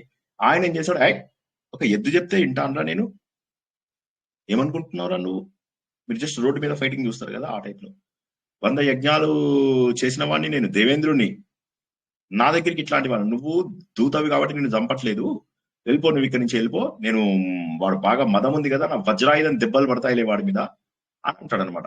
అనగానే ఇంక అప్పుడు వాడు ఏమనకుండా వెళ్ళిపోతాడు. వెళ్ళిపోగానే అప్పుడు ఇక మహిషాసురుడికి కోపం వస్తుంది. రాక్షస జాతికి అందరికీ చెప్తాడు, ఇంద్రుడు మనకు మొదటి నుంచి శత్రువే, మా నాన్నగారు, మా ఇంకొక ఆయన కరంబుడు, వీళ్ళందరినీ కూడా చంపడానికి ఆయనే మూలము, కాబట్టి ఎట్టి పరిస్థితి లోపల ఇంద్రుడు మనకు అందరికంటే పెద్ద శత్రువు, వెళ్ళిపోదాం. ఇక మనము పశు లక్షణాలు, ఆ రోడ్డు మీదే మూత్రం పోయడము, ఇవన్నీ వాడికి అటువంటి చెడ్డాలు వాటి అన్నమాట. సో వాడు అలా చేసి తోకని ఇలా తిప్పుకుంటూ ఒక్కసారి మహిష రూపంలోకి వస్తాడనమాట. అంటే ఆ రూపంలోకి వచ్చాడు అంటే వాడు కామరూపి అని మనం మొదట్లో తెలుసుకున్నాం. కానీ ఇంకోటి ఏంటి, చెడు లక్షణాలన్నీ బయటపడుతున్నాయి. కోపం వచ్చినప్పుడే, మీరు అందుకే ఏంటి, మనం కోపం వచ్చినప్పుడు అద్దంలో చూసుకొని ముఖం అంటారు కదా, అలా కోపం వచ్చినప్పుడు వీడేంటి, పశువులాగా పశువులు చేసే పనులన్నీ చేస్తూ అసహ్యంగా తయారవుతాడు. ఇప్పుడు చూడు వాడిని, ఇంద్రుడిని ఏం చేస్తానో, ఆ ఋషులందరినీ చావగొడదాం, దొరికిన వాడిని దొరికినట్టుగా వాడిని కొడదాం, వాడి దగ్గర ఉన్నటువంటి వాళ్ళందరూ, అమ్మాయిలందరూ ఉంటారు కదా, వాళ్ళందరినీ కూడా తీసుకొచ్చేద్దాం, కామధేను పాలు నేనే తాగాలి, కల్పవృక్షం కింద దొరికేవన్నీ నేనే తింటాను, ఇక రంభ, మేనక, ఊర్వశి, ఘృతాచి, ఎవరెవరు, తిలోత్తమ, ప్రమద్వర, ఎవరెవరైతే ఉంటారో వాళ్ళందరినీ కూడా నేనే అనుభవిస్తాను, నేనే ఆనందంగా ఉంటాను ఇంకా వారితోటి, ఇంకా నాకు ఎట్టి పరిస్థితుల లోపల కూడా నాకెవ్వరు అడ్డురారు అని చెప్పి రాక్షస గురువు అయినటువంటి శుక్రాచార్యుడు, భార్గవుడు అంటారు కదా, ఆయన దగ్గరికి వెళ్ళగానే భృగు మహర్షి కొడుకుని భార్గవుడు అంటారు, ఆయన శుక్రాచార్యుడు అనమాట. అయితే అప్పుడు శుక్రాచార్యుడి దగ్గరికి వెళ్తే ఆయన మంచిగా వేద మంత్రాలతోటి అద్భుతంగా ఆశీర్వదిస్తాడు. శుక్రాచార్యుడు మనందరికీ తెలిసినట్టుగా మనము సులభ జ్యోతిష్యం క్లాసెస్ లో తెలుసుకున్నాం, 20 క్లాసెస్ 25 క్లాసెస్ లో మనం ఏమేమి తెలుసుకున్నాము, శుక్రాచార్య దశ అనేటటువంటిది భోగలాలసత్వానికి దశ. శుక్రాచార్య దశ ఎవరికైనా జీవితంలో ఉంది అంటే వాడు ఆ 20 years మస్తు ఎంజాయ్ చేస్తాడు. సరే, ఆ శుక్రాచార్యుడు వీడికి మంచి ఆశీర్వాదాలు ఇస్తాడు. పద్ధతులు బృహస్పతి కంటే కూడా గొప్పగా తెలిసినటువంటి వాడు. కాకపోతే ఏంటంటే చెడు లక్షణాలు, తాగడాలు అవి ఇవి చేస్తాడు ఈయన, బ్రాహ్మణ అయినప్పటికీ కూడా. అది కాక ఇంకొక చిన్న విషయం ఏంటంటే, బ్రాహ్మణులకి ఒక శాపం ఉంటుంది. ఆ శాపం ఏంటంటే, నువ్వు చదువుకున్నటువంటి విద్యని నువ్వు కేవలం అమ్ముకోవాల్సి వస్తుంది అనే ఒక శాపం ఉందన్నమాట. అది కూడా అన్ఫార్చునేట్లీ ఒక దురదృష్టము. అది కూడా చేసింది ఈ భృగు మహర్షి. భృగు మహర్షి అంటే ఈ శుక్రాచార్యుడి వల్ల డాడీ. సో ఆయన చేయడం వల్ల ఏమవుతుందంటే, అలా బ్రాహ్మణులకి చెడ్డ పేరు తీసుకొచ్చాడు అనమాట ఆయన. సరే, వాట్ ఎవర్ ఇట్ ఈస్, ఇక దాంతో ఆయన ఆశీర్వదించగానే ఇంకా వీడు ఇక విజృంభించి మొత్తం లక్షల కొద్ది జనాలను రెడీ చేస్తాడు. చేయగానే అక్కడ ఏమైతుంది, ఇంద్రుడు ఊరుకోడు, వెళ్ళగానే మెల్లగా భయపడడం స్టార్ట్ అవుతుంది. బృహస్పతిని, తన సైన్యాన్ని అందరినీ పిలుస్తూ, ఏం చేయాలి నేను అంటే, నువ్వు ఒక పని చెయ్యి, ఫస్ట్ వాడి యొక్క swat analysis, strength, weakness, opportunity, threat అంటారు, అది చెయ్యి ముందు. అంటే ఏంటంటే వాడికి ఏంటి శక్తి ఏంటి, వాడి వీక్నెస్ ఏంటి, వాడికి ఉన్నటువంటి, మనకున్న అవకాశాలు ఏంటి, మనకున్న భయాలు ఏంటి, ఇవన్నీ కూడా ఎనాలిసిస్ చేసి వస్తారు. వచ్చేసి ఇంద్రుడితో అంటారు, మహిషాసురుడికి బలం ఉంది, బలగం ఉంది, ఇవన్నీ కాక భగవంతుడి యొక్క వరం కూడా ఉంది, నువ్వు ఆయనని పోరాటం చాలా కష్టం అనిపిస్తుంది అని. అప్పుడు బృహస్పతి అంటాడు, ఒక్క మాట నేను చెప్తున్నాను, నువ్వు బాధపడాల్సిన అవసరం అయితే లేదు, ధైర్యాన్ని వదలకు, వీలైనంత పోరాడతాం, మనం పోరాడాలి, ధైర్యం అనేది కోల్పోయినామంటే అన్ని పోయినట్టే, నీ శక్తికి తగ్గట్టుగా చేద్దాం అని చెప్పేసి సైన్యము అందరినీ కూడా సిద్ధం చేసుకుంటారు. చేస్తాడు. అప్పుడు అంటాడు, ఓడిపోతే ఏమవుతుంది అంటాడు. అప్పుడు ఆయన అంటాడు, ద్వంద్వ భావాలను వదిలేయాలి అంటాడు. ఇది మనం అందరము తెలుసుకోవాలి. సుఖము దుఃఖము అనేటటువంటివి జీవితంలో భాగాలు. సుఖం కోరుకుంటున్నాము అంటే ఖచ్చితంగా దాని వెనకాల దుఃఖం ఉండి తీరుతుంది. There is absolutely no doubt about it. ఇది నేను ఒక్కసారి మళ్ళీ మీకు, ప్రపంచంలో ఉన్న స్పిరిచువల్ లాస్ అని చెప్పేసి కొన్ని రూల్ ఉన్నాయి, నియమాలు ఉన్నాయి, ప్రకృతిలో ఉన్నటువంటి కొన్ని నియమాలు. ఆ నియమాల ప్రకారంగా ఒక ధన ధ్రువం ఉంటే ఒక రుణ ధ్రువం ఉంటుంది, ఒక పాజిటివ్ ఎనర్జీ ఉంటే ఒక నెగిటివ్ ఎనర్జీ ఉంటుంది. కాబట్టి నువ్వు సుఖాన్ని ఆశిస్తున్నావు అంటే దాన్ని ఆనుకునే దుఃఖం కూడా ఉంది. కాబట్టి ఓ బృహస్పతి, నువ్వు భయపడకయ్యా. ఆకలి దప్పికలు అనేటటువంటివి శరీరానికి, శోకము సుఖము ఇవన్నీ మనసుకు తప్పక ఉండి తీరుతాయి. నువ్వు అసలు బెంగపడకు, సుఖ దుఃఖాలు లేదే జీవితం వెళ్ళదు. కాబట్టి ఇక మనకు ఏం జరిగినా కూడా ఆనందంగా సంతోషంగా ఉండాలి, ఎక్కడ ఉన్నా, అరణ్యంలో ఉన్నా ఎక్కడున్నా. కాబట్టి ఒక అడుగు వెనక్కి వేయాల్సి వచ్చింది అనుకో, వేద్దాం, కానీ నువ్వేం భయపడకోని. కానీ ఇంద్రుడు కూడా సరే అంటాడు. ఇక అప్పుడు ఓకే నేను ప్రయత్నం చేస్తాను తప్పకుండా మనకు తోటిగా చేద్దామని. అయితే వీళ్ళు ఏమంటారు, మనం మనంతటా మనం డైరెక్ట్ గా వెళ్ళడమే కాదు, మనం ఏం చేద్దామంటే ఇప్పుడు గెలిచేవాడు ఎలా అయినా సుఖాలు అనుభవిస్తాడు, కానీ మనం దుఃఖాలకు కూడా రెడీగా ఉన్నామని మీరు చెప్తున్నారు కదా. సరే, అందువల్ల ఏంటంటే యుద్ధానికి నేను శమన సంఘం పూరిస్తాను, కానీ శివుడు విష్ణుమూర్తి వీళ్ళందరి సపోర్ట్ కూడా మనం తీసుకుందాము అని చెప్పేసి వాళ్ళిద్దరిని కూడా పిలుచుకొస్తారు. వాళ్ళు కూడా సంతోషంగా యుద్ధానికి వస్తారు. వాళ్ళు అంటారు ఏం పర్వాలేదు, ఈ ఒకసారి కోపం వస్తుందన్నమాట. విష్ణుమూర్తి అయితే కళ్ళు ఎర్ర చేస్తాడు, వాడు ఇలా చేస్తాడా, వాడిని చూడు మనం చంపేద్దామని చెప్పేసి విష్ణుమూర్తి కూడా కోపగించుకుంటాడు. అయితే ఇక్కడ భగవంతుడికి వచ్చిన క్రోధం అనేటటువంటిది ఏదైతే ఉన్నదో అది మనలాంటి వాళ్ళకు వచ్చే క్రోధం కాదు. జనరల్ ఏముంటుందంటే ప్రకృతి లోపల మంచి వచ్చినప్పుడల్లా చెడు వస్తూ ఉంటుంది. భగవంతుడు ఏం చేస్తారంటే ఆ చెడును నశింపజేస్తూ ఉంటాడు. ఆ చెడుకు కూడా కొన్ని లిమిట్స్ ఉంటాయి. అందుకే మనం అంటాం కదా పాపాలు పండాలి అని. అటువంటి సమయంలో భగవంతుడు కన్నెర్ర చేస్తాడు. అంతేగాని మనకు వచ్చినటువంటి మనుష్య కోపాలు కాదు దేవుడికి వచ్చేవి. ఎప్పుడైతే ధర్మానికి హాని కలుగుతుందో అప్పుడు మాత్రమే కోపం వస్తుంది. ఎప్పుడైతే అర్జునుడు యుద్ధంలో ఓడిపోతున్నాడేమో అని ఒకసారి అనిపేగానే భీష్మాచార్యుడి చేతిలో తను యుద్ధంలో పాల్గొనను అని చెప్పినప్పటికీ కూడా తన చక్రాన్ని తీసుకుని భీష్ముడి మీదకి వెళ్తాడు. నేను చంపేస్తాను ఇవాళ ఏమనుకున్నావు అని. ఆయన అంటాడు చంపే, నీ చేతులు చావడం కంటే నాకేం కావాలి. ఆయన అష్టవసువులలో ఒకడు. అష్టవసువులు అంటే సంపదనిచ్చే వాళ్ళని వసువులు అంటారు. మనకు ఐశ్వర్యాన్ని ఇచ్చేవాళ్ళు 8 మంది. అందులోపల అతను ప్రభాసుడు, సినిమా ప్రభాస్ కాదు. మీతో ఇదొక ప్రాబ్లం. సో అయితే ఆ ప్రభాసుడు అనమాట ఆయన. సో భగవంతుడు ధర్మానికి హాని జరిగితే ఊరుకోవడం అనే మాట గుర్తుంచుకోండి. కాబట్టి ఏంటంటే విష్ణుమూర్తి కూడా ఇక్కడ బయలుదేరుతాడు. ఇంకా స్టార్ట్ అయిపోతుంది. ఇక వస్తారు దేవతలు, రాక్షసులు కత్తులతో పొడుచుకుంటారు, శూలాలతో గుచ్చుకుంటున్నారు, గదలతో కొట్టుకుంటూ ఉంటారు. అత్యంత దారుణంగా శబ్దాలు వస్తుంటాయి. ముక్కలుగా ఆయుధాలన్నీ ముక్కలుగా అయిపోతుంటాయి. ఈ చిక్షురుడు అని ఎవరైతే చెప్పామో అతడు దొరికిన వాళ్ళని దొరికినట్టుగా కొడుతూ ఫస్ట్ ఇంద్రుడిని టార్గెట్ చేస్తాడు. ఎందుకంటే ఇంద్రుడు యొక్క ఇది. సో ఇంద్రుడు ఏం చేస్తాడు, ఇంద్రుడు వాడిని ఒక మంచి బాణం వేసి వాడిని మూర్ఛ పడజేస్తాడు. అందరూ చప్పట్లు కొడతారు, అదే ఇంద్రుడు బాగా గెలిచాడని చెప్పి. తర్వాత నెక్స్ట్ బిడాలుడు అని ఒకడు ఉంటాడు. ఆ బిడాలుడు అనే వాడిని పంపించగానే ఆ బిడాలుడు కూడా ఇతని చేతిలో ఓడిపోతాడు. బిడాలుడు మంచి ఒక పెద్ద ఏనుగును ఎక్కేసి వస్తాడు. వస్తే అతని మీద ఇంద్రుడు 5 బాణాలు వేస్తాడు. వేస్తే అతను కూడా చాలాసేపు కష్టపడతాడు. కష్టపడి చివరికి ఏం చేస్తాడు, ఇంద్రుడు ఆ బాణాలన్నింటినీ ఎదుర్కొంటున్న అతన్ని చూసి తన చేతిలో ఉన్న గద తీసి బిడాలుడు ఏనుగు ఎక్కువస్తాడు కదా, ఆ ఏనుగును కొడతాడు. కొట్టగానే ఒక్కసారిగా భయపడి పారిపోయి ఆ బిడాలుడు పడిపోతాడు అనమాట. సో ఇంకా దాంతో అతనికి కూడా తెలియదు. అందరూ కూడా ఇంద్రుడిని బాగా పొగుడుతారు, చాలా బాగా యుద్ధం చేస్తున్నావు అట్లా ఇట్లా అని. ఇది విన్న తర్వాత తామ్రుడు అని ఇంకొక రాక్షసుడు ఉంటాడు. ఈ తామ్రుడు, చిక్షురుడు వీళ్ళందరి గురించి మనం రేపు తెలుసుకుందాం. పేర్లు గుర్తుండకపోతే వదిలేసేయండి. ఇప్పుడు వాడేం చేస్తాడు, ఆ తామ్రుడు అనేవాడు తామసం, అన్ని చోట్ల కూడా తామసాన్ని సృష్టించేస్తాడు. ఎవ్వరు కనిపించరు, ఏం జరుగుతుందో తెలియదు. అప్పుడు విష్ణుమూర్తి వచ్చేసి అప్పుడు ఏం చేస్తాడంటే ఆ మాయనంతా కూడా పోగొడతాడు అనమాట. అది శాబరి అంటాడు. అది వచ్చిన తర్వాత అప్పుడు మొత్తం ఆ అంధకారం పోయిన తర్వాత అప్పుడు విష్ణుమూర్తి వచ్చి తామురుణ్ణి ఇంద్రుడితో కొట్టిస్తాడు అనమాట. సో అప్పుడు ఇంద్రుడి చేతిలో దెబ్బలు తిన్న తర్వాత వాడిక భయపడతాడు. అప్పుడు రాక్షసులందరూ ఇలా ఓడిపోతున్నారు. తామ్రుడు సొమ్మసిల్లి పడిపోయాడు, బిడాలుడు పడిపోయాడు, చుక్షీరుడు పడిపోయాడు, ఇలా అందరు పడిపోతున్నారు. మరి ఎలాగ ఇప్పుడు? సో అప్పుడు ఇక మిగతా వాళ్ళందరూ కూడా ఇక మహిషాసురుడు కూడా డైరెక్ట్ గా వచ్చేస్తాడు. వచ్చేసి శాంబరి మాయ ఏదైతే విష్ణుమూర్తి ఇది చేశాడో దాన్ని తను ఇంకోసారి ప్రయోగించి చూస్తాడు. మళ్ళీ అయితే విష్ణుమూర్తి మళ్ళీ రెడీగా ఉంటాడు. ఆ మాయ రాగానే మళ్ళీ ఆ మాయను పోగొడతాడు, ఆ చీకటిని అంధకారాన్ని పోగొడతాడు. పోగానే ఇష్టం వచ్చినట్టుగా కొట్టడం మొదలెడుతుంటే వీళ్ళందరూ పారిపోతూ ఉంటారు అనమాట. అందరూ పారిపోతూ ఉంటారు. అప్పుడు ఇక విష్ణువు తర్వాత పరమశివుడు వీళ్ళిద్దరు కూడా వాళ్ళ ఆయుధాలు తీసుకుని ఆ ఆయుధాలతోటి ఇక వీళ్ళని ఎదుర్కొంటూ ఉంటారు రాక్షసులను. అలాగా ఘోరాతి ఘోరమైనటువంటి యుద్ధము ఒక 50 days. అప్పటికొక 50 days అయింది, ఇప్పుడు ఒక 50 days ఘోరాతి ఘోరంగా ఇంద్రుడు, భాష్కలుడు, మహిషుడు, పరమేశ్వరుడు, మహిషాసురుడు పరమేశ్వరుడితో కొట్లాడతాడు కొద్దిసేపు. మళ్ళీ తర్వాత యముడు ఉంటాడు. యముడేమో త్రినేత్రుడు అనేటటువంటి రాక్షసుడితో, కుబేరుడు మహాహనుడు అని ఒకడు ఉంటాడు, వాడిని కొడుతూ ఉంటాడు. వరుణుడికి అసిలోముడు అని ఒక రాక్షసు. అలాగా రకరకాల రాక్షసులతో రకరకాల శక్తులందరూ పోదాడుతూ ఉంటారు. ఇందులోపల కంధకుడు అని ఒకడు ఉంటాడు. అంధకుడు కాదు, కంధకుడు. వాడేం చేస్తాడంటే విష్ణుమూర్తిని డైరెక్ట్ గా అటాక్ చేస్తాడనమాట. అటాక్ చేసి గరుత్మంతుడిని కొడతాడు. కొట్టగానే గరుత్మంతుడికి దెబ్బ తగులుతుంటేనే విష్ణుమూర్తి ఆ నొప్పి తీసేస్తాడు వెంటనే. అప్పుడు గరుత్మంతుడు మామూలు అయిపోతాడు.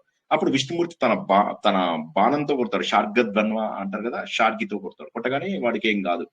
గదతో కౌమోదికి అని చెప్పి గదతో కొడతాడు, ఏమీ కాదు. చివరికి అప్పుడు ఇక మహేషుడు మీదికి వచ్చేస్తాడు. మీదికి రాగానే వాడి మీద చక్రం కూడా ఉపయోగిస్తాడు. ఆ గమ్మత్తైన విషయం ఏంటంటే ఆ చక్రానికి కూడా మహిషాసురుడికి ఏమీ కాదు.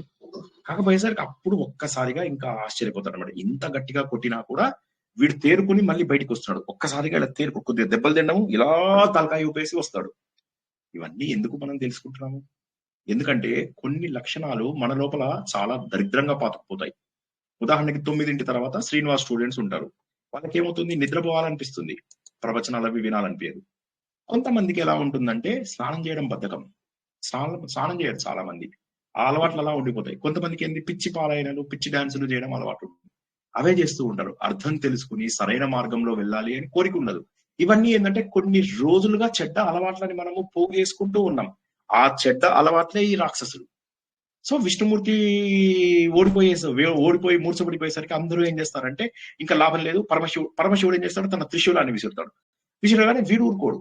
ఆయన విష్ణుమూర్తి రాగానే ఇంకా పరమశివుడు మళ్ళీ విష్ణుమూర్తి కూడా మెలకువకు వస్తాడు. మళ్ళీ మహిషాసురుడు ఇష్టం వచ్చాడు దున్నపోతులాగా తయారైపోయి తన అసలు స్వరూపంలో వచ్చి కాళ్ళని ఇలా ఇలా ఇలా ఇలా నేల మీద కొట్టుకుంటూ వెళ్ళి అత్యంత దారుణంగా వాళ్ళందరినీ కూడా ఓడించేస్తాడు. ఓడించగానే ఇంకా వాళ్ళందరూ ఓడిపోగానే ఒకరినొకరు అందరూ కూడా పారిపోతారు. అక్కడి నుంచి పారిపోతూ ఉంటారు. ఇక మహిషాసురుడు వాడి సైన్యం అంతా వెంటబడుతూ ఉంటారు, వీళ్ళు పారిపోతూ ఉంటారు. పెద్ద పెద్ద పర్వతాలు వాళ్ళు పరిగెడుతూ ఉంటే పెద్ద పెద్ద పర్వతాలను తీసి వాళ్ళ మీద వేసేస్తూ ఉంటాడు మహిషాసురుడు. వేస్తే ఇంక ఇది పని కాదని చెప్పేసి అందరూ బ్రహ్మ విష్ణు మహేశ్వరులు అక్కడి నుంచి వెళ్ళిపోతారు. ఇంద్రుడు కూడా అక్కడి నుంచి పారిపోతాడు. ఇక దేవతలందరూ కూడా ఎదుగుతారు. వీళ్ళేమో ఇంకా జయం అని చెప్పేసి గొప్పగా చేసుకుంటారు. మొత్తం మీద 100 ఏళ్ల పాటు జరిగిందనమాట ఈ యుద్ధం. ఆ 100 సంవత్సరాల తర్వాత చెట్లలో పుట్లలో ఇష్టం వచ్చినట్టుగా ఉంటారు. సరే, తర్వాత అందరూ వెళ్ళి బ్రహ్మదేవుని అడుగుతారు, ఏంటిది, మేము ఎలాంటి బతుకుతున్నాము? ఇప్పుడు మనం చూసినట్టయితే మన జీవితంలో మనకు కూడా ఇలాంటి సమస్యలు ఎన్నోసార్లు వచ్చి ఉంటాయి. జీవితంలో చాలా అభివృద్ధి చెంది గొప్పగా ఉన్నటువంటి సమయాలు వస్తాయి. కానీ మనం జీవితంలో ఏమనుకుంటాం, ఎప్పుడూ సుఖాలే ఉండాలి అనుకుంటాం. కానీ ఇటువంటి కష్టాలు వస్తాయి. అప్పుడు బ్రహ్మ అంటాడు, ఏం పర్వాలేదు, టైం వాడిది బాగుంది, ఏమి చేయలేము అని చెప్పి విష్ణు దగ్గరికి వెళ్తాడు, శివుడి దగ్గరికి వెళ్తే అప్పుడు వాళ్ళందరూ అంటారు అనమాట, ఏమి చేయలేము మనము, మన అందరము కూడా వాడి వరం ఏదైతే ఉన్నదో బ్రహ్మదేవుడు ఇచ్చినటువంటి వరము అది స్త్రీ శక్తిగా మారాలి. వాడు ఎందుకు అంటే ఇది అంటారు కదా, ప్రతి శతకోటి దరిద్రాలకు అనంత కోటి ఉపాయాలు అని చెప్పి, వాడు ఏ విధంగానైతే మనని ఓడించి మనని బాధ పెట్టి ప్రపంచాన్నంతా తన తెలివితేటల ద్వారా గుప్పించబెట్టుకున్నాడో, మనం వాడి తెలివి కంటే తెలివిని మనం ఉపయోగించాలి. ఎలా ఉపయోగిస్తాం? ఈ ప్రపంచమంతా కూడా ఒక చైతన్యంతో నిండి ఉంది. కొద్దిగా జాగ్రత్తగా వినండి. ప్రపంచమంతా కూడా ఒక చైతన్యంతో నిండి ఉంది. ఆ చైతన్యం ఎవరిది? అది అమ్మవారిది. ఆ చైతన్యమే విష్ణుమూర్తినైన నాలో, బ్రహ్మదేవుడైన నీలో, పరమేశ్వరుడైన అతనిలో సృష్టి స్థితి లయల కోసమై ఉన్నది. అదేవిధంగా జీవరాశులందరూ ఎలా బతుకుతున్నారు? వారందరిలో కూడా భగవంతుడి శక్తి, అమ్మవారి శక్తి ఉన్నది. అదేవిధంగా ప్రతి చోట కూడా అమ్మవారి శక్తే ఉన్నది. కాబట్టి మనకు ఏదైనా ప్రమాదం వచ్చినప్పుడు మనం ఏం చేస్తాము? నా సర్వశక్తులు తీసుకుని నేను పోరాడతానండి అని అంటాం. ఒక్కసారి ఇక్కడ అందరూ కొద్దిగా జీవిత గుణపాఠాలు నేర్చుకోవాలి మనమంతా ఈ కథల ద్వారా. సర్వశక్తులు క్రోడీకరించడం అంటే ఏంటి? దీనికి నేను ఇంతకుముందు ఒక ఎగ్జాంపుల్ చెప్పాను. ఎడీ హాల్ అనేట అతను ప్రపంచంలో ఎవ్వరూ లేపలేరన్నమాట. 500 కిలోలు లేపాడు. 430, 435 కంటే ఇంకెవరు లేపలేకపోతారు. ఎవరైనా లేపినా 1 కిలో అటు ఇటు లేపగలుగుతున్నారు. ఎవరు కూడా అంత వెయిట్ లిఫ్ట్ చేయలేకపోతున్నారు. ఈయన వచ్చేసి 500 కిలోలు లేపుతాడు. లేపగానే అఫ్ కోర్స్ లేపడం అయితే లేపాడు, రికార్డు సాధించాడు. కానీ తర్వాత ముక్కులోంచి చెవుల్లోంచి రక్తం వచ్చేస్తుంది, వెంటనే హాస్పిటలైజ్ అవుతాడు. హాస్పిటల్లో ఉన్నప్పుడు ఆయన అంటారు, నువ్వు ఎలా లేపావు 500 కిలోలు అంటే అప్పుడు ఆయన జవాబు ఏం చెప్పి, ఇది మానవులకు పాసిబుల్ కాదు, ఇది నువ్వెలా లేపావు అంటే అదంటే నేను వెయిట్ లేపుతున్నాను అనుకోలేదు. ఆ సమయంలో కారు కింద నా చిన్న పిల్లాడు పడిపోయాడు, ఆ చిన్న పిల్లాన్ని నేను రక్షించుకోవాలి అని చెప్పి కారుని లేపుతున్నా నేను. సో ఇక్కడ ఒక మాట గుర్తుంచుకోండి, సర్వశక్తులు క్రోడీకరించుకోవడం. మనలో ఉన్న అన్ని శక్తులను క్రోడీకరించుకోవాలి. విష్ణుమూర్తి చెప్తున్నాడు, మనందరి శక్తులు కూడా మనం త్యాగం చేసి అసలు ఉన్నటువంటి చైతన్యం ఏదైతే ఉందో, మనందరినీ సృష్టించినటువంటి చైతన్యము, ఆ చైతన్యాన్ని మనం పిలిస్తే సరిపోదా? సో మనందరిలో ఉన్న తేజస్సుని కలుపుదాం. ఎందుకంటే అమ్మవారు మనకు చైతన్య రూపంలో ఉన్నారు, కానీ ఒక రూపంలో లేరు. మళ్ళీ ఒకసారి చెప్తున్నా, గుర్తుంచుకోండి. పరబ్రహ్మకు రూపం లేదు, పరబ్రహ్మకు రూపం లేదు, పరాశక్తికి రూపం లేదు. పరాశక్తి, పరబ్రహ్మ అంటే మొట్టమొదటి దేవుడు. మొన్న నేను గీసిన దాంట్లో ఫస్ట్ లైన్ ప్యారల్ గా ఒక లైన్ గీసాను, అది చైతన్యం మాత్రమే, అక్కడ దానికి రూపం లేదు. మరి ఇప్పుడు రూపం లేదు కదా, అమ్మవారిని ఎలా తెప్పిస్తాం? మన అందరిలో ఉన్నటువంటి తేజస్సుని మనం ఇచ్చేయాలి. విష్ణు తేజస్సు, బ్రహ్మ తేజస్సు, శివ తేజస్సు, ఇవన్నీ అంటే వైష్ణవ తేజస్సు అంటాం కదా, వైష్ణవ తేజస్సు, రుద్ర తేజస్సు, బ్రహ్మ తేజస్సు, అద్భుతమైనటువంటి వెలుతురు, ఇవన్నీ వస్తూ ఉంటాయి. అలా అందరూ కూడా వాళ్ళ వాళ్ళ వాళ్ళ వాళ్ళ వాళ్ళ వాళ్ళ తేజస్సు. ఇంద్రుడు బ్లూ కలర్ తేజస్సును పంపిస్తూ ఉంటాడు. దిక్పాలకులు, అష్టదిక్పాలకులు, వరుణుడు, ఇంద్రుడు, కుబేరుడు, వాళ్ళందరూ కూడా ఇస్తాడు. నిరుద్ధి, తర్వాత ఆగ్నేయము, వాయవ్యం, ఇవన్నీ మనకు తెలుసు కదా. వీటందరికీ కూడా కారణమైన వాళ్ళందరూ కూడా వాళ్ళ తేజస్సులన్నీ కూడా తయారై ఒక్కసారిగా తేజస్సునంతా ఒక దగ్గర కలుపుతారు. అంటే అందరి శక్తులు క్రోడీకరించుకున్నారు. ఇక్కడ మళ్ళీ ఒకసారి ఆప్తాను అర్థం చేసుకోవడానికి ప్రయత్నం చేయండి. ప్రపంచంలో మనలో ఉన్నటువంటి శక్తులన్నీ కూడా క్రోడీకరించుకున్నాం. ఎలా అయితే చేస్తున్నామో ఇప్పుడు ఇక్కడ జరుగుతున్నది అదే. అందరిలోనూ ఉన్నటువంటి భగవంతుడి శక్తిని వాళ్ళు క్రోడీకరించుకుంటున్నారు. ఆ భగవంతుడి శక్తిని అంటే కష్టం వచ్చినప్పుడు మనం బెంగపడకూడదు. మనకున్నటువంటి అన్ని ఆయుధాలను ఒక దగ్గర చేర్చి చూసుకోవాలి. ఉదాహరణకి పిల్లల చదువు అనుకోండి, లేకపోతే అమ్మాయి పెళ్లి అనుకోండి. ఇవన్నీ మనం ఏం చేస్తాము, ఏమేమి అప్పులు ఉన్నాయి, ఏమేమి మనము ఆస్తులు ఉన్నాయి, ఎంత చేయాలి, ఇవి రాసుకుంటాం. అదే విధంగా వీళ్ళందరూ ఏం చేశారంటే వాళ్ళ శక్తులన్నీ పెట్టి ఒక రూపాన్ని కల్పిద్దాం. అమ్మవారు మనకి ఇప్పటివరకు కనిపించలేదు. ఆవిడ చైతన్యం మన అందరిలో ఉన్నట్టుగా తెలుస్తుంది, కానీ అది మనకు కనిపించడం లేదు. సో ఒక పెద్ద ఎంతంటే బ్రహ్మాండమైన ఒక వెలుతురు వస్తుంది, అద్భుతమైనటువంటి శబ్దం, వీళ్ళకు చెవులు దద్దరిల్లిపోతాయి, భూమి ఆకాశాలన్నీ కూడా ఏకమైపోతాయి. కొద్దిసేపటి పాటు వీళ్ళు చూడలేకపోతారు. ఎందుకంటే వీళ్ళందరిలో కూడా కొంత త్రిగుణాలు ఉంటాయి. విష్ణుమూర్తి లోపల సాత్వికము, బ్రహ్మదేవుడు లోపల రాజసము, శివుడు లోపల తామసము, కొంత గుణాలు ఉంటాయి. అందరి లోపల ఎంతో కొంత గుణాలు ఉంటాయి. ఆ త్రిగుణాల వల్ల భగవంతుని చూడలేరు, ఎందుకంటే అమ్మవారు త్రిగుణాతీత. సో కానీ త్రిగుణాలు ఉన్నప్పటికీ కూడా వీళ్ళ సంకల్పం గొప్పది. మళ్ళీ ఒక్కసారి చెప్తున్నా, గుర్తుంచుకోండి. గొప్ప సంకల్పం ఉంది అంటే చక్కటి నిర్ణయం, చక్కగా బుద్ధి ఉపయోగించే వాళ్ళు, వీళ్ళకి భగవంతుడు వెంటుంటాడు. మళ్ళీ ఒకసారి చెప్తాను. చక్కగా తెలివితేటల్ని ఉపయోగిస్తూ మన సర్వశక్తులు అమ్మవారికి అని చెప్పి గుర్తించి ఎవరైతే చక్కటి సంకల్పం ద్వారా ముందుకెళ్తారో వాళ్ళ సంకల్పం నెరవేరుతుంది. దీన్ని నేను అందరికీ కూడా చెప్పాను. ఆ బుక్ చదవమని, ద సీక్రెట్ అని బుక్ చదవమని అందరికీ కూడా చెప్పాను. ఆ బుక్ ని మీరు యూట్యూబ్ లో కూడా చూడండి అని చెప్పాను. యద్భావం తద్భవతి, మీరు అనుకున్నది తప్పకుండా జరిగి తీరుతుంది. సో త్రిగుణాలు ఉన్నప్పటికీ కూడా అమ్మవారు చాలాసేపు శబ్దం వినిపిస్తోంది, చెవులు బద్దలైపోతున్నాయి, రూపం కనిపిస్తుంది, కానీ ఎక్కడా కూడా అమ్మవారు కనిపించదు. అప్పుడు చివరికి ఒక్కసారిగా అమ్మవారు అందమైనటువంటి రూపం, తెల్లగా ఉంది, కళ్ళేమో నల్ల కల్వల్లాగా, పెదాలు ఎర్రగా, 18 చేతులతోటి, రకరకాల ఆభరణాలతోటి, కొంతసేపు ఆనందంగాను, ఒకవైపు చూస్తే సౌమ్యంగాను, మరోవైపు చూస్తే రౌద్రంగాను, సౌమ్యంగాను రౌద్రంగాను. మన అర్జునుడు విశ్వరూపం చూసినప్పుడు అదే కదా, ముందు భగవంతుని చూస్తూ చాలా బాగుందని, తర్వాత భయపడడం మొదలెట్టి లాస్ట్ లో భయపడి అమ్మో ఈ రూపాన్ని నువ్వు తగ్గించుకో అని చెప్పేసి భగవంతుని ప్రార్థిస్తాడు. అదే విధంగా అమ్మవారు అత్యంత మనోహరంగా ఉంది, అట్ ద సేమ్ టైం చాలా భయంకరంగా కూడా ఉంది. అప్పుడు చెప్తాడనమాట, ఆమె అంటుందన్నమాట, ఇక్కడ ఉన్నటువంటి శివుడి యొక్క తేజస్సు నా లోపల ఉంది, తెల్లటి పద్మంగా మా విష్ణుమూర్తి తేజస్సు, అందులోపల సృష్టికర్తదైనటువంటి ఆయన తేజస్సు ఉంది. ఈ యముని తేజస్సు ఏమో నల్లగా, ఆవిడ వెంట్రుకలు ఏవైతే ఉన్నాయో కేశములు అవి నల్లగా కనిపిస్తున్నాయి. ఈ 3 కళ్ళు ఏవైతే కనిపిస్తున్నాయో అవేవో కాదు, సూర్యుడు, చంద్రుడు, అగ్ని. ఈ కన్ను ఓపెన్ అవ్వదు మనకు, ఇక్కడ ఉంటుంది మనకు ఒక కన్ను, 3వ కన్ను అంటారు. ఆ 3వ కన్ను ఒక్కటి తెరిస్తే చాలు. ఈ 2 కళ్ళు ఏమైతాయంటే ఇటు చూసినప్పుడు ఒక వస్తువు ఇటు కనిపిస్తుంది, ఇది మూసేసినప్పుడు ఒక వస్తువు ఇటు కనిపిస్తుంది. కానీ ఈ 2 కళ్ళు మూసేసి ఈ కన్ను తెరిస్తే ఇది నిలువుగా ఉంటుంది కన్ను, ఇది ఒక వస్తువు యొక్క సరైనటువంటి పొజిషన్ ని తెలుసుకోగలదు. దాన్నే దివ్య జ్ఞానం అంటారు. ఈ 3 కళ్ళు కూడా అమ్మవారివే, అగ్ని, సూర్యుడు, చంద్రుడి యొక్క శక్తి. ఇవన్నీ కూడా నల్లగా మంచి రంగు లోపల ఉంటాయి. కనురెప్పలు సూర్యుడు చంద్రుడు, రాత్రి పగలు. ఇక ముక్కు చూసినట్లయితే ధగధగలాడుతూ కుబేరుడు. అంటే ఏంటి, ముక్కు అందంగా ఉంది అంటే ఏంటి అంటే ధన సంపద ఎక్కువగా ఉంది అని చెప్పేసి. ఈ పండ్లేమో ఐరావతం, ఇంద్రుడి యొక్క ఐరావతం లాగా ఉన్నాయన్నమాట.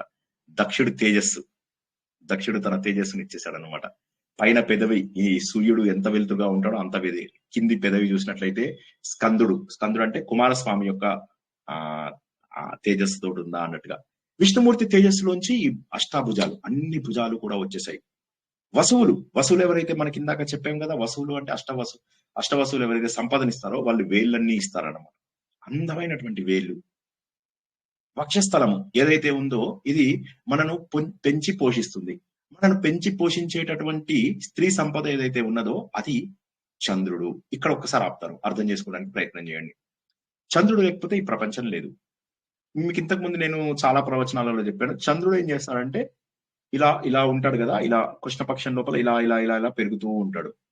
పెరుగుతూ ఏం చేస్తాడంటే ఇందులో అమృతం నింపుకుంటాడు, దాన్ని చకోర పక్షి తాగాలని ప్రయత్నం చేస్తుంది అని మనం ఒక కథ చెప్పుకున్నాం.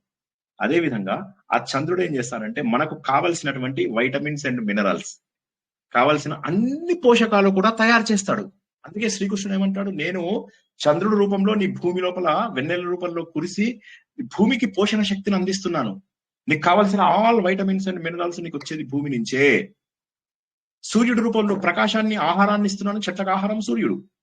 సో ఆహారం ఇస్తున్నాను. చంద్రుడి రూపం లోపల నీకు కావలసినటువంటి ఇవన్నీ ఇస్తున్నాను. సో అమ్మవారి వక్షస్థలం ఏదైతే ఉందో అది మన అందరినీ పోషించేది. ఆల్ విటమిన్స్ అండ్ మినరల్స్ అది చంద్రుడి యొక్క అంశతోని కలిగింది. భూమి నడుము అంటే ఇదంతా భరించాలి. తొడలు ఇవన్నీ కూడా వరుణదేవుడు, ప్రకాశం వారి నుంచి వచ్చింది. ఇలాగ చూసినట్లయితే అందరూ దేవతల యొక్క తేజస్సుతోటి అమ్మవారు కనిపిస్తుంది. ఎవరి తేజస్సు కూడా వదలలేదు. రకరకాల దివ్యాభరణాలు ఇచ్చారు వాళ్ళు. ఆవిడకి ఆల్రెడీ ఆభరణాలు ఎన్నో ఉన్నాయి. కానీ సంతోషం, ఎందుకంటే అప్పటి వరకు భగవంతుని ఎవరు రూపంతో చూడలేదు. మళ్ళా చెప్తున్నాను, గుర్తుంచుకోండి. మళ్ళా కన్ఫ్యూజ్ అవ్వద్దు, మాటకి కన్ఫ్యూజ్ అవ్వద్దు. ఒక్కొక్క కల్పంలో ఒక హెడ్ ఉంటాడు. ఆయనని పరబ్రహ్మ లేదా పరాశక్తి అంటారు. ఇంతవరకు గుర్తుంచుకోండి. ఆయన లేదా ఆవిడ శక్తి వల్ల మిగతా వాళ్ళందరూ పుడతారు. వాళ్ళందరూ అస్వతంత్రులు. ఆ పైన ఉన్న శక్తి మాత్రమే స్వతంత్రత. ఆవిడని ఇప్పటి వరకు ఎవరు చూడలేదు. అందుకని చెప్పి ఆవిడని ఇంకా తప్పదు, వీడిని చంపాలి అంటే ఏదో ఒక శక్తి కావాలి. సరస్వతీదేవి శక్తి, లక్ష్మీదేవి శక్తి, గౌరీదేవి శక్తి, త్రిమూర్తుల శక్తి, అన్ని రూపాలలో ఉన్నటువంటి శక్తి మనకు కావాలి. ఆ శక్తి ఇచ్చిన తర్వాత మరి ఆవిడకి ఆయుధాలు ఇవ్వాలి, బట్టలు ఇవ్వాలి. మంచిగా పాల సముద్రం లాంటి చక్కటి తెల్లగా ఉండేటటువంటివన్నీ సముద్రుడు ఇస్తాడు. విశ్వకర్మ ఇస్తాడు. మంచిగా చూడమని మణికుండలాలు ఇవన్నీ కూడా ఇస్తాడు. అంటే మణికుండలాలు అంటే ముక్కు పెట్టుకునేవి, అవి ఇస్తాడు. కొంతమంది ఏమో రకరకాల కిరీటాలు ఇస్తారు. కొంతమంది ఏమో చెవులకు పెట్టుకునే ఆభరణాలు ఇస్తారు. తర్వాత వరుణదేవుడు వచ్చేసి చేతిలో పట్టుకొని కమలం పువ్వు అని చెప్పి కమలం ఇస్తాడు. ఇంకోటి వచ్చేసి ఉంగరాలు, కంఠాభరణాలు ఇస్తారు. హిమవంతుడు ఎవరైతే ఉన్నాడో ఆయన చక్కగా వైజయంతి మాల, తర్వాత సింహవాహనం కూడా ఆయనే ఇస్తాడు. ఇదొకటి గుర్తుంచుకోండి. సింహవాహనాన్ని ఎవరిచ్చారు అని ఎవరన్నా అడిగితే హిమవంతుడు అని గుర్తుంచుకోండి. మిగతావి మర్చిపోయినా పర్వాలేదు. ఆవిడకి సింహవాహనాన్ని ఎవరిచ్చారు? మగవాళ్ళు అంటారు కదా చాలా మంది, మేము సింహాలం రా అంటాడు. మరి నువ్వు భార్యకు భయపడతావు ఏంటంటే సింహం మీద అమ్మవారు కూర్చుంది అని చెప్పేసి అంటారు. అది మన అందరికీ తెలిసిన కథే. సో ఇక్కడ కూడా అంతే అన్నమాట. ఆ సింహం ఏదైతే ఉందో ఆ సింహాన్ని ఇచ్చింది హిమవంతుడు. ఇక ఆవిడ ఒక్కసారిగా సింహవాహినై మస్తు అద్భుతంగా ఆవిడ కనిపిస్తుంది అనమాట. ఆవిడ తేజస్సును చూస్తే ఆశ్చర్యపోతున్నాడు. విష్ణుమూర్తి మనం ఇది అంతకుముందు చెప్పుకున్నదే. తన చక్రాన్ని ఇచ్చేశాడు. శంకరుడేమో తన త్రిశూలాన్ని ఇచ్చేశాడు. వరుణదేవుడేమో తనది ఒక పాశం ఉంటుంది. ఆ పాశము తర్వాత సముజ్వల అని ఒక శంఖం ఉంటుంది. ఇవి కూడా నేను ఇంతకుముందు చెప్పినవే. అగ్నిదేవుడేమో శతగ్ని అని చెప్పేసి ఒక శక్తిని ఇస్తాడు. వాయుదేవుడేమో ఒక పెద్ద ఇది ఇస్తాడు. ఏమంటారు దాన్ని? బాణం ఇస్తాడు. అమ్ముల పొది ఇవన్నీ కూడా ఇస్తాడు. ఇంద్రుడు అఫ్ కోర్స్ తన వజ్రాయుధం ఇచ్చేస్తాడు. ఐరావతంలో ఉన్నటువంటి గంటలు అవి ఇచ్చేస్తాడు. యముడేమో తన కాలపాశాన్ని ఇస్తాడు. వరుణుడు వరుణపాశాన్ని ఇస్తాడు. బ్రహ్మదేవుడు కమండలం ఇస్తాడు. ఇలాగా ఎవరి దగ్గర ఉన్నటువంటిది వాళ్ళు. విశ్వకర్మ ప్రత్యేకంగా తయారు చేసినటువంటి ఒక గండ్రగొడ్డలని తీసుకొచ్చిస్తాడు. ఇందులో కొన్ని మనము గుర్తుంచుకోవచ్చు. అన్ని గుర్తుంచుకోవడం కష్టం కాకపోయినా ఈజీగా గుర్తుంచుకునేది ఏంటి? హిమవంతుడు సింహాన్ని ఇచ్చాడు అనేది. ఓకే, వీటన్నిటికీ అర్థాలు తెలుసుకుంటాం మనం, అందుకోసం చెప్తున్నా. తర్వాత యమపాశము గాని, వరుణపాశము గాని, బ్రహ్మదేవుడు ఇచ్చేటటువంటి కమండలం గాని, ఓకే, మన ఇలాంటివి మనం ఈజీగా గుర్తుంచుకోవచ్చు. విశ్వకర్మ ప్రత్యేకంగా చేసినటువంటి ఈ గొడ్డలి అనేసరికి విశ్వకర్మ ఎందుకు చేయాల్సి వచ్చిందంటే ప్రత్యేక ఆయుధానికి ప్రత్యేక స్కిల్ సెట్ కావాలి. అది ఇచ్చినటువంటి విశ్వకర్మ. ఇక దాంతో అత్యద్భుతమైనటువంటి ఇంకొక ఆయన త్వష్ట ప్రజాపతి అని ఉంటాడు. సో ఆయన ఏం చేస్తాడో వచ్చేసేసి మొత్తము రకరకాల దివ్యాస్త్రాలు, కవచాలు ఇవన్నీ కూడా ప్రత్యేకంగా తయారు చేస్తారు. ఈయన కూడా శిల్పే అన్నమాట. త్వష్ట ప్రజాపతి కూడా శిల్పే. ఇచ్చేస్తారు. ఇచ్చేయగానే ఇంకా అసలు ఆభరణాలు, ఆయుధాలు, అందము, తేజస్సు అందరూ కూడా ఒక్కసారిగా ఆవిడకి దండం పెడతారు. దండం పెట్టగానే అందరు దేవతల రూపము కాలరాత్రి, సిద్ధి, వృద్ధి, సమృద్ధి, ఇంద్రాణి, స్థిత బుద్ధి, వైష్ణవి, వారాహి, చండి అన్ని రూపాల యొక్క సమాహారమైనటువంటి అమ్మవారు అద్భుతంగా కనిపిస్తుంది అనమాట. అప్పుడు ఆవిడని అందరూ కూడా చెప్తారన్నమాట, ఏమిటి ఎందుకు నన్ను ఇలా ఒక రూపాన్ని ఇచ్చి తీసుకున్నారు అంటే, అమ్మవారు మీకు తెలియంది ఏంటి, ఇలా జరిగింది మహిషాసురుడు అంటే అతన్ని సంహరించి తీరడం ఖాయము అని ఒక్కసారిగా శంఖం పూరించి ఒక పెద్ద నాదం చేస్తుంది. ఆ శబ్దానికి మహిషాసురుడు ఒక్కసారిగా ఆశ్చర్యపోతాడు. వెళ్ళి తన సైనికులను వాళ్ళని పంపిస్తాడు, దూతలని. చూస్తే వాళ్ళు చూసి అంటారు, ఎవరో అందమైన ఆవిడున్నది అంటే, చాలా మదంగా కూడా ఉంది అంటే ఆమె మరి మదన కోరికతో ఉన్నదో లేకపోతే హత్య ఉద్రేకంలో ఉన్నదో తెలియదు అంటాడు. అయితే చూద్దాం, మీరైతే ఆమెను వెళ్ళి తీసుకొస్తే మీరు అందంగా ఉంది అంటున్నారు కదా, పట్టమహిషిని చేసేస్తాలే నేను అంటారు. ఇక వాళ్ళందరూ వెళ్తారు, వెళ్ళి ఆవిడ దగ్గరికి వెళ్ళి మాట్లాడతారు. మాట్లాడితే ఆవిడ నవ్వుతుంది అనమాట. నువ్వు ఒక దూతగా వచ్చావు, నా క్రోధాన్ని నీ మీద చూపించడం లేదు, నువ్వు వెళ్ళిపో. వాడొక మహిషి, వాడిని నేను ఎలా పెళ్లి చేసుకుంటాను అంటే, బ్రహ్మ విష్ణు మహేశ్వరులు వెళ్ళిపోయారు, ఆయన ముందు ఎవరో నిలవలేదు అంటే మంత్రి అంటాడు. ఇతడు అంటాడు, బ్రహ్మ విష్ణు మహేశ్వరులు నిలవలేదు అంటే దానికి కారణం ఏంటంటే వాడు కోరుకున్న కోరిక ఆడవాళ్ళ చేతిలో చావాలని. రెడీగా ఉండమను, దమ్ముంటే రమ్మను, ఆ వృషభాన్ని రమ్మను అని చెప్పేసి అంటుందన్నమాట. అనగానే అప్పుడు రణరంగంతో వాడు అప్పుడు వెళ్తాడు. వెళ్ళేసి వాడు అంటాడు అనమాట, మహిషుడు దగ్గరికి వెళ్ళి వాడు చెప్తాడు. చెప్పగానే వాడంటాడు, ఇదేమిటి ఈమె ఇట్లా మాట్లాడుతుంది, సరే ఒక పని చేయి, యుద్ధంలో గెలిస్తే బందీగా తీసుకురా, ఒకవేళ యుద్ధంలో కనుక ఆమె ఓడిపోతే తన దగ్గర ఉన్న సైన్యాన్ని పంపిస్తూ అంటాడు. ఒకవేళ కనుక యుద్ధంలో ఓడిపోతే చంపేసాయి, మనం ఓడిపోతే ఆమె చంపేసాయి, ఆమె కనుక ఓడిపోయిందా సరే సరే బందీగా తీసుకురా అని చెప్పగానే అప్పుడు ఈ తామ్రుడు ఉంటాడు కదా, ఈ తామ్రుడు బయలుదేరతాడు, ఇంకా చంపేస్తాను నేను ఆమెని అని చెప్పేసి. భయంకరమైనటువంటి గర్జన, అమ్మవారికి వారికి ఘోరాతి ఘోరమైనటువంటి యుద్ధం జరుగుతుంది, పెద్ద సైన్యం. ఇంకా ఆవిడ అమ్మవారు పెట్టినటువంటి ఆ శబ్దానికి వీళ్ళందరూ ఆశ్చర్యపోతారు. ఆశ్చర్యపోయిన తర్వాత అప్పుడు రకరకాల రాక్షసులు, మహాహనువు, తర్వాత భాష్కలుడు, దుర్ముఖుడు, ఇటువంటి వాళ్ళందరూ కూడా వెళ్తారు. ఆ సైన్యం ఎలా ఉంటారంటే వీడి దగ్గర లక్షల కొద్ది సైన్యం బయలుదేరుతారు అనమాట. అందరూ కత్తులు, గొడ్డళ్ళు, తర్వాత రకరకాల ఇవి ఖడ్గాలు, తర్వాత బల్లేలు, ఇవి అన్ని కూడా తీసుకుని వాళ్ళందరూ బయలుదేరతారు. బయలుదేరగానే ఇంకా వాళ్ళు వెళ్ళి మళ్ళీ కొద్దిసేపు కబుర్లు చెప్పడానికి ప్రయత్నం చేస్తారు, కానీ ఆవిడ సింహగర్జన చేస్తుంది. చేయగానే ఆ సింహం కూడా రెడీగా చూస్తుంటుంది, వీళ్ళు చనిపోతే వీళ్ళందరినీ గుంజేసుకుందాం అన్నట్టుగా చూస్తూ ఉంటుంది అనమాట. అప్పుడు ఇక వాళ్ళు గదలో అవి వేస్తారు, అమ్మవారి మీద కత్తులు అవి వేస్తారు, అవన్నీ కూడా మాయమైపోయి వాడి తల నరకడం, ఒకటి తల నరుకుతుంది, ఇంకొకరిని ఏంటంటే బాణాలతో చంపేస్తుంది అనమాట. ఇలా చంపేయగానే ఇంకప్పుడు వాళ్ళందరూ కూడా చనిపోగానే అప్పుడు ఆశ్చర్యపోయి తామ్రుడు, చిక్షరుడు ఎవరైతే మెయిన్ పీపుల్ ఉంటారో వీళ్ళిద్దరు వెళ్తారు. వీళ్ళందరి పేర్లకి మనం మీనింగ్ తెలుసుకుందాం.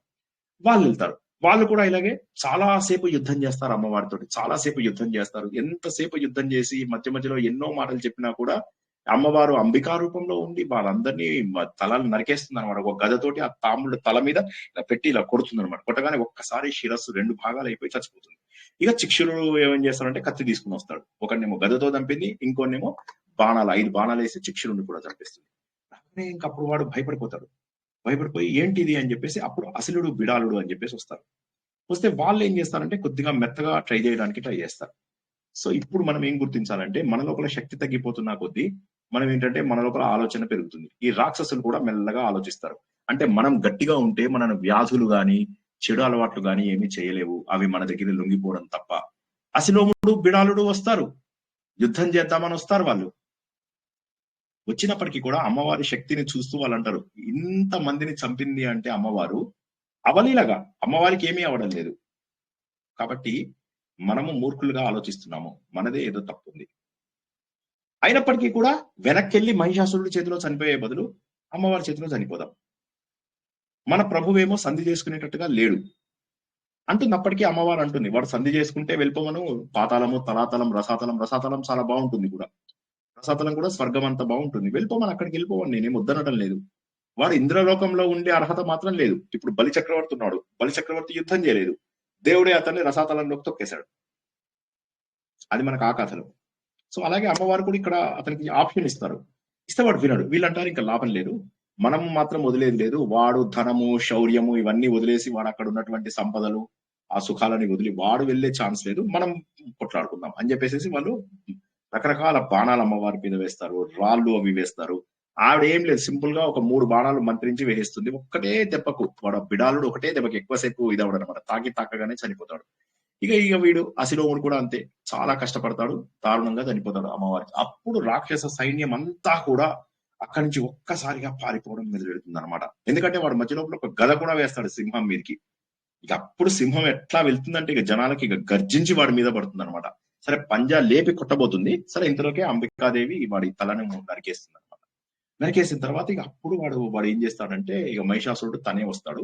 అయితే ఎంత వచ్చినా కూడా వాడికి ఇప్పుడు మెల్లగా భయం స్టార్ట్ అయింది. వాడు వచ్చి అమ్మవారిని చూడగానే అందంగా కనిపిస్తుంది. అప్పుడు అంటాడు, నేను నీకు బానిసను, నువ్వు ఇంత అందంగా ఉన్నావు, నన్ను పెళ్లి చేసుకో అని. ఆవిడ అంటుంది అనమాట, నువ్వు ఏం మాట్లాడుతున్నావు, నువ్వు ఒక తుచ్చుడవి, నేను పెళ్లి చేసుకోవడం ఏంటి, ఈ ప్రపంచం మొత్తటికి కూడా నేనెవరిని, ప్రపంచం మొత్తానికి నేను తల్లి లాంటి దాన్ని, అటువంటి దాని దగ్గర కూడా నువ్వు నీ కామ వాంఛని చూపిస్తున్నావురా పాపాత్ముడా, నిన్ను చంపేస్తాను, నువ్వు వచ్చిన పని ఏంటి, నువ్వు చేస్తున్న పని ఏంటి అనగానే అప్పుడు ఇంకా ఇద్దరు కూడా తీవ్ర బాణాలు వేసుకుంటారు. ఆ మహిషాసురుడికి ఏంటంటే రకరకాల రూపాలలో వచ్చే అవకాశం ఉంది కాబట్టి ఒకసారి వాడు మహిష రూపంలో వస్తాడు, ఒకసారి సింహ రూపంలో వస్తాడు, ఒకసారి ఏనుగు రూపంలో వస్తాడు, ఒకసారి అశ్వరూపం, ఇలా రకరకాలుగా. ఈ మహిషాసురుడికి సపోర్ట్ గా కూడా కొంతమంది రాక్షసులు ఉంటారు. దుర్ధరుడు అనేటటువంటి ఒక రాక్షసుడు ఉంటాడు. వాడు కొద్దిసేపు బాణాలు వేస్తే వాణ్ణి అమ్మవారు చంపేయడం జరుగుతుంది. త్రినేత్రుడు అని ఇందాక ఒక రాక్షసుడు చెప్పారు, వాడు వస్తాడు, వాడిని చంపేస్తారు. అంధకుడు అనే ఒక రాక్షసుడు ఉంటాడు, వాణ్ణి అమ్మవారు గద చూసి చండికా రూపం లోపల వాణ్ణి చంపేస్తుంది. ఇలాగ ఇంతమంది టకటక టకటక టకటక టకటక చనిపోతూ ఉంటారు అనమాట. చనిపోతూ ఉంటే అప్పుడు ఇక మహిషాసురుడు దగ్గరికి వెళ్ళి వాడిని ఇట్లా తన గోర్లతో ఇలా చీలుస్తుంది అనమాట, మన నరసింహస్వామి చీల్చినట్టుగా. వాడది తట్టుకోలేక వాడు ఏం చేస్తాడు, సింహ రూపంలోకి మారిపోతాడు. అప్పుడు వాడిపైన మళ్ళీ బాణాలు వేయడం, ఇట్లాగా వాడు ఏ రూపంలో ఉండి ఆవిడ సతాయిస్తే ఆ రూపం నుంచి వేరే రూపంలోకి వెళ్తాడు. వాడు పర్వతాలను తీసి వేయడం మొదలెడతాడు. తన మహిష రూపం లోపల ఒరిజినల్ రూపంలో ఇలా కాళ్ళని నేల మీద రాసుకుంటూ పరిగెత్తుకుంటూ వెళ్తాడు. రాళ్ళను తీసి వేస్తూ ఉంటాడు. ఏమీ అవ్వదు. అమ్మవారిని నవ్వుకుంటూ ఏం చేస్తుంది, సింపుల్ గా అక్కడ ఉన్నటువంటి ఒక చిన్న మధువు తాగుతుంది. ఇది ఒక్కటి కొద్దిగా మనకు ఇదైనటువంటి మాట. అంటే అది బహుశా నేను అనుకోవడం అమృతం అని అనుకుందాం. అది తాగేసి అప్పుడు సింపుల్ గా క్యాజువల్ గా ఉంటుంది అనమాట. వాడి కాళిక రూపంకి వచ్చేస్తుంది, మహాకాళిక రూపం లోపల వచ్చేస్తుంది. కాళిక రూపంలో వచ్చి చేతి లోపల త్రిశూలం పట్టుకుంటుంది. ఒక్కసారిగా చక్రాన్ని పట్టుకుంటుంది, శంఖం ఊదుతుంది, పెద్ద అత్యద్భుతమైనటువంటి పిడుగుల లాంటి సౌండ్. అటువంటి సౌండ్ లోపల వాడిని తలని ఇలా నెలకేసి నొక్కేసి తల ఇలా నెలకేసి వెళ్ళిపోతుంది. అప్పుడు వాడిని ఒక్కసారిగా ఆ త్రిశూలంతో తల నరికేస్తుంది అనమాట. నరికేగానే రక్త ప్రవాహం అట్లా సముద్రం లాగా అలా వచ్చేస్తుంది అనమాట. వాడి మొండెం అంతా కూడా ఒక్కసారిగా వాడు మొండెంకి సెపరేట్ అయిపోతాడు. అయిపోయిన తర్వాత అందరూ సంతోషపడుతూ ఉంటారన్నమాట. అంటే ఎన్ని రకాల ఆయుధాలు ఏమున్నా కూడా అమ్మవారి దగ్గర ఏమి చేయలేకపోతాడు వాడు, ఎందుకంటే అందరి తేజస్సు అమ్మవారిలో ఉంది. కాబట్టి రాక్షసులంతా కూడా ఎంత ప్రయత్నం చేసినా అమ్మవారిని చేద్దామని చెప్పి ఎన్ని రకాల ఆయుధాలు, ఎన్ని రకాల ఆ యుద్ధంలో మళ్ళీ మధ్య మధ్యలో సౌండ్ ఎఫెక్ట్స్ కూడా, మృదంగాలు, వాయిద్యాలు ఇవన్నీ కూడా వాయిస్తూ ఉంటారు. ఇవన్నీ అయినప్పటికీ కూడా ఎటువంటి భయము లేకుండా వారిని చంపడం అనేటటువంటిది అది మాటలు కాదు. ఆ విధంగా అత్యద్భుతమైనటువంటి పోరాటం జరుగుతుంది. మొత్తం మీద మహిషాసురుడు చనిపోవడం అనేటటువంటిది అందరూ కూడా ఒక్కసారిగా ఆశ్చర్యపోతూ ఉంటారు. ఇదంతా కూడా సురధుడు తర్వాత ఆ వైశ్యుడైనటువంటి సమాధి, వీళ్ళిద్దరూ కూడా సుమేధ లేదా మేధ అనేటటువంటి ఋషి దగ్గర వింటూ ఉంటారు. అలా చనిపోగానే అప్పుడు ఇంకా అందరూ కూడా సంతోషపడతారు అన్నమాట. అందరూ కూడా దేవతలందరూ కూడా ఒక్కసారిగా ఇన్నాళ్లకు వాడి పీడ విరగడైపోయింది అని చెప్పేసి సంతోషపడతారు. అప్పుడు 4వ అధ్యాయంలో అందరూ కూడా ఈ 4వ అధ్యాయం వరకు మనది మధ్యమ చరిత్ర, 2, 3, 4. 4వ అధ్యాయం లోపల చివరికి ఏమవుతుందంటే అందరూ కలిసి అమ్మవారిని ప్రార్థిస్తారు. నువ్వెవరో తెలుసా అమ్మ, మా కోసం, మా అందరిపైన శక్తి ఉన్నటువంటి దానివి, ఈ ప్రపంచంలో ఉన్నటువంటి చైతన్యం అంతా నీదే, ఈ ప్రపంచంలో ఉన్నటువంటి వెలుతురంతా నీదే, మా అందరి శక్తి కూడా నీదే. నువ్వు తల్లి లాంటి దానివి, మమ్మల్ని ఆనందాన్ని అందజేస్తావు, కానీ మేము తప్పు పనులు చేసినప్పుడు మమ్మల్ని శిక్షిస్తావు కూడాను. ఆకలి ఇచ్చేది నువ్వే, ఆకలి చేయించేది నువ్వే, ఆకలి వచ్చిన తర్వాత ఆహారం ఇచ్చేది నువ్వే, ఆహారం ఇచ్చిన తర్వాత మాకు అరిగించేది కూడా నీదే. చనిపోయిన వాళ్ళని కూడా బతికించగలిగేటటువంటి శక్తి నీకుంది. ముల్లోకాలకు కూడా నువ్వే పరిపాలన చేస్తావు. నిన్ను గుర్తించడం మా వల్ల కాదు, ఎందుకంటే మాకున్నవి 5 ఇంద్రియాలు, కండు, ముక్కు, నోరు, చెవి, చర్మం. వీటితోటి మేము అందరం గుర్తించలేం. అందుకోసమే ఇంతమందివి మా తేజస్సుని అందజేసి నిన్ను చూసుకోవాల్సి వచ్చింది. మేము ఎవరము కూడా నిన్ను గుర్తించలేము, ఎందుకంటే నీ శక్తి అటువంటిది. నిన్ను గుర్తించడం అంటే చాలా కష్టము. నువ్వు అన్ని రూపాలలో ఉన్నావు, ఈ రూపంలో ఉన్నావు అని ఎలా చెప్తాం? నిన్ను ఉదాహరణకి ఏనుగు రూపంలో ఉన్నావు అంటే మరి ఆవు రూపంలో ఉన్నది ఎవరు, మరి అశ్వరూపంలో ఉన్నది ఎవరు? అన్ని రూపాలలో ఉంటూ ఈ ప్రపంచం మొత్తము వ్యాపించి ఉన్నావు అన్నటువంటి విషయం నాకు తెలుస్తుంది. మా అందరి శక్తి కూడా నీదే. ధర్మాన్ని కాపాడడానికి నువ్వు వస్తూ ఉంటావు. పుణ్యాత్ములందరినీ కూడా రక్షించాలి. ఐశ్వర్యవంతులు కానీ దరిద్రులు కానీ, ఐశ్వర్యవంతులైతే వారి దగ్గర ఐశ్వర్య రూపంలో ఉంటావు, దరిద్రులు అన్న వాళ్ళకి నువ్వు వారి దగ్గర ఉండవు. కాబట్టి సత్పురుషులు ఎవరైతే ఉంటారో వారి లోపల ఉండేటటువంటి సాత్విక లక్షణాన్ని నువ్వే తల్లి. నిన్ను అందరూ కూడా చక్కగా ఉపాసిస్తున్నారు, ఎందుకంటే నువ్వు ఓంకార రూపం, ప్రణవ రూపంవి, శబ్ద స్వరూపానివి. అందులో ఉన్నటువంటి మంత్రాలన్నీ కూడా నీలోంచి వచ్చినటువంటివే, మాకు వచ్చినటువంటి శక్తులలాగా అన్ని కూడా నీవే. నిన్న తెలుసుకున్నాం, ఉదాత్త, అనుదాత్త, స్వరిత అనేటటువంటి స్వరాలన్నీ కూడా అమ్మవారి నుంచి వచ్చినవే అనేటువంటి విషయం. కాబట్టి వేద మంత్రాలు కూడా నీకే. మా లోపల రాగద్వేషాలు ఇవన్నీ కూడా దురదృష్టం ఏంటంటే మాకున్నటువంటి త్రిగుణాలు, సాత్విక, రాజసిక, తామసిక గుణాల యొక్క కాంబినేషన్ మేము సరిగా చేసుకోకపోవడం వల్ల మమ్మల్ని త్రిగుణాలు బాధ పెడుతున్నాయి. కానీ నువ్వు త్రిగుణాలకు అతీతమైనటువంటి దానివి.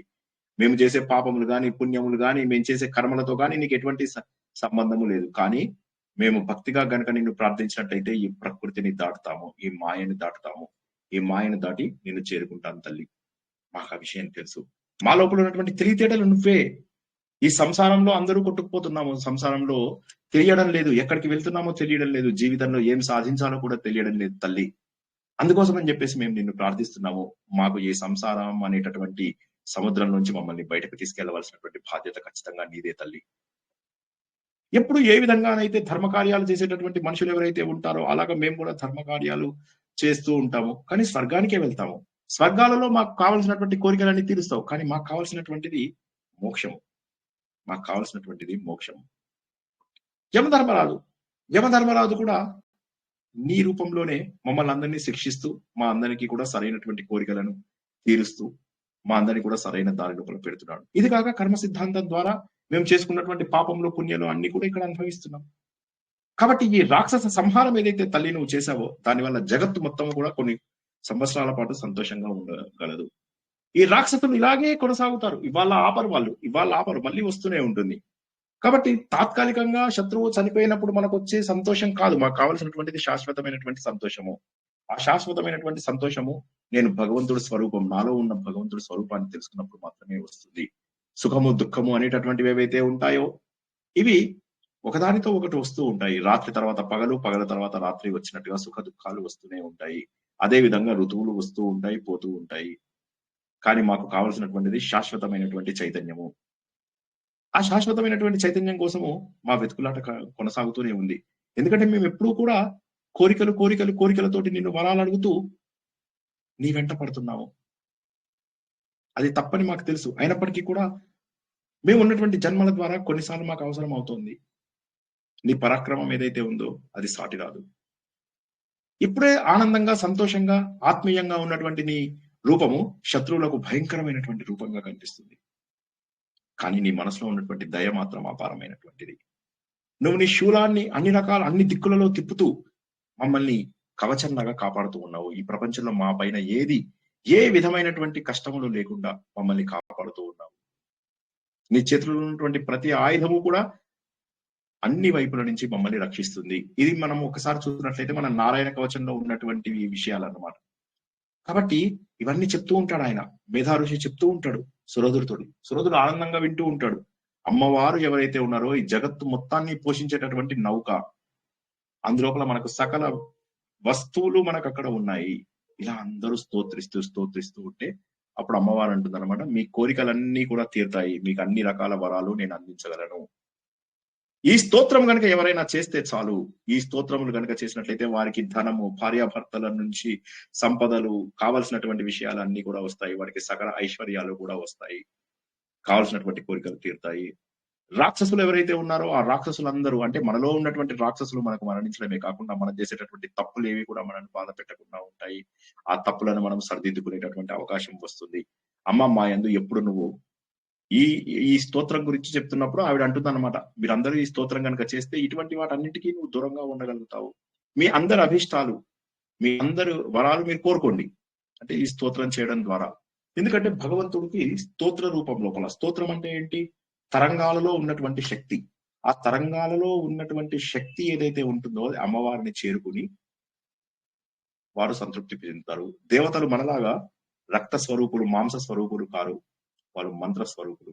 ఆ మంత్ర స్వరూపులలో ఉన్నటువంటి భగవంతుడు మనందరికీ కూడా సకల కోరికలు నెరవేరుస్తాడు అని చెప్పి ఈ 4వ అధ్యాయం మొత్తము ఏదైతే ఉన్నదో, ఓపికన్న వాళ్ళు ఈ 33, 35 శ్లోకాలు ఏవైతే ఉంటాయో అవి చదువుకోండి. ఓపిక లేని వాళ్ళు 26, 27 వరకు చదువు. ఆత్మసుఖము వీడి నీ ఆట కొరకు పాత్ర పోషణ చేసి సూత్రధారి విశ్రమించదని పాదం ఆశ్రయించి పరమ కరుణాంతరంగా శ్రీ పాండురంగా. జై శ్రీకృష్ణ. ఇవాళ ప్రశ్నలకు ఎక్కువ బ్రేక్ ఇవ్వలేదు, ఎందుకంటే కథలే కదా, అందుకోసం అని చెప్పి. జై శ్రీకృష్ణ. 26 వరకు చదవండి, 27 వరకు చదవండి. 4వ అధ్యాయం ఎవరైనా పెట్టండి, రాధిక గాని, సౌజన్య గాని, ఇంకెవరి దగ్గరైనా ఉంటే గాని పెట్టండి. లేకపోతే దొరకకపోతే ఒక గ్రూప్ లో మెసేజ్ పెట్టండి, నేను ఏదో ఒక సమయంలో పెడతాను. మీరు ఇవాళ రేపు ఎల్లుండి కూడా మనకు తత్వ విచారణ ఇదే. ఇప్పుడు మనకు 1వ అధ్యాయం అయిపోయింది కదా. ఇవాళ మనం 2, 3, 4 అధ్యాయాలని తెలుసుకున్నాం. వీటి యొక్క తత్వ విచారణ రేపు చేస్తాం. ఇవాళ కొంత సందేశాన్ని మధ్య మధ్యలో ఇస్తూ ఉన్నప్పటికీ కూడా పూర్తి స్థాయి తత్వ విచారణ రేపు చాలా బాగా తెలుసుకుందాం. మనం ఇంకా విపులంగా తెలుసుకుంటాం రేపు. మీరు చదవవలసింది ఇవాళ రేపు బ్రహ్మ స్తోత్రం గాని, లేకపోతే ఇవి దేవతలు చేసినటువంటి స్తోత్రాలు గాని 26, 27 శ్లోకాల వరకు ఓపిక ఉన్న వాళ్ళు 4వ శ్లోకం చదవని, ఇంకొక 7-8 శ్లోకాలు ఎక్స్ట్రా కదా. 1 to 27 అంటారా? కరెక్ట్ 4వ చాప్టర్ మొత్తం కరెక్ట్, లేదా 26, 27 వరకు. ఎందుకంటే లాస్ట్ లోపల ఆవిడ చెప్తుంది అనమాట, మీకున్న కోరికలు అన్ని కూడా నేను తీర్చగలను. సో చెప్పండి మీకు ఏం కావాలి అంటే, కావాల్సినటువంటి ఇప్పుడు మనకు 2 రకాల కోరికలు. ఒకటేమో ప్రాపంచిక విషయాలకు కావలసిన కోరికలు. ఇవి ప్రారంభ స్థాయిలో ఉన్నటువంటి వాళ్ళకు తప్పదు. కానీ తర్వాత మనకు కావలసినటువంటి శాశ్వత చైతన్యం, ఆ శాశ్వత చైతన్యము ఇప్పుడు అమ్మవారి స్తోత్రంలో మనకు ఉన్నాయి. ఎప్పుడు గుర్తుంచుకోండి, మళ్ళీ చెప్తున్నాను. వేదమేమో పూర్తి స్థాయి నాలెడ్జ్ ని స్ట్రైట్ ఫార్వర్డ్ ఇచ్చేస్తుంది. పురాణములు అత్యద్భుతమైనటువంటి భగవంతుడి లీలలను మనకు కథలుగా చేర్చి వ్యాస భగవానుడు మనకు కథలిచ్చాడు. కథల వెనక తత్వం ఉంటుంది. కథలతో పాటుగా స్తోత్రాలు ఇచ్చాడు. ఈ స్తోత్రాలు డైరెక్ట్ ట్రాన్స్లేషన్ ఆఫ్ వేదాలు. వేదాలలో ఉన్నటువంటి విషయాలు, వేదము ప్రతిపాదించినటువంటి సత్యం ఏదైతే ఉంటుందో ఆ సత్యాన్ని మనకు పురాణాలు అందిస్తున్నాయి. కాబట్టి పురాణాలు అనేటటువంటివి మనకు ఫస్ట్ ఏనాడు తెలుసుకున్నాము, ధర్మంకు ఉపయోగపడతాయి. ధర్మము తర్వాత అర్ధకామములు అంటే కోరికలు తీర్చుకోవడానికి కావాలి. కోరికలు అంటే జీవితాంతం నాకు 70 ఏళ్ళు సార్ కోరికలు కోరుకుంటానంటే నీలో ఎదుగుదల రాలేదు. 40 ఏళ్ళు వచ్చాయి అంటే ఇంకా అనవసరమైన కోరికలు మానేయాలి. అప్పటి వరకు ఎదుగుదల లేదు. తర్వాత మెల్లగా మన లోపల ఎదుగుదల రావాలి. కోరికల కంటే అతీతమైనటువంటిది ఏదో ఉంది. ఎందుకంటే కోరిక అనేటటువంటిది ఆగదు. ఇవాళ ఒక కోరిక కోరుకుంటాను, ఈ కోరిక తీరిన తర్వాత ఇంకో కోరిక.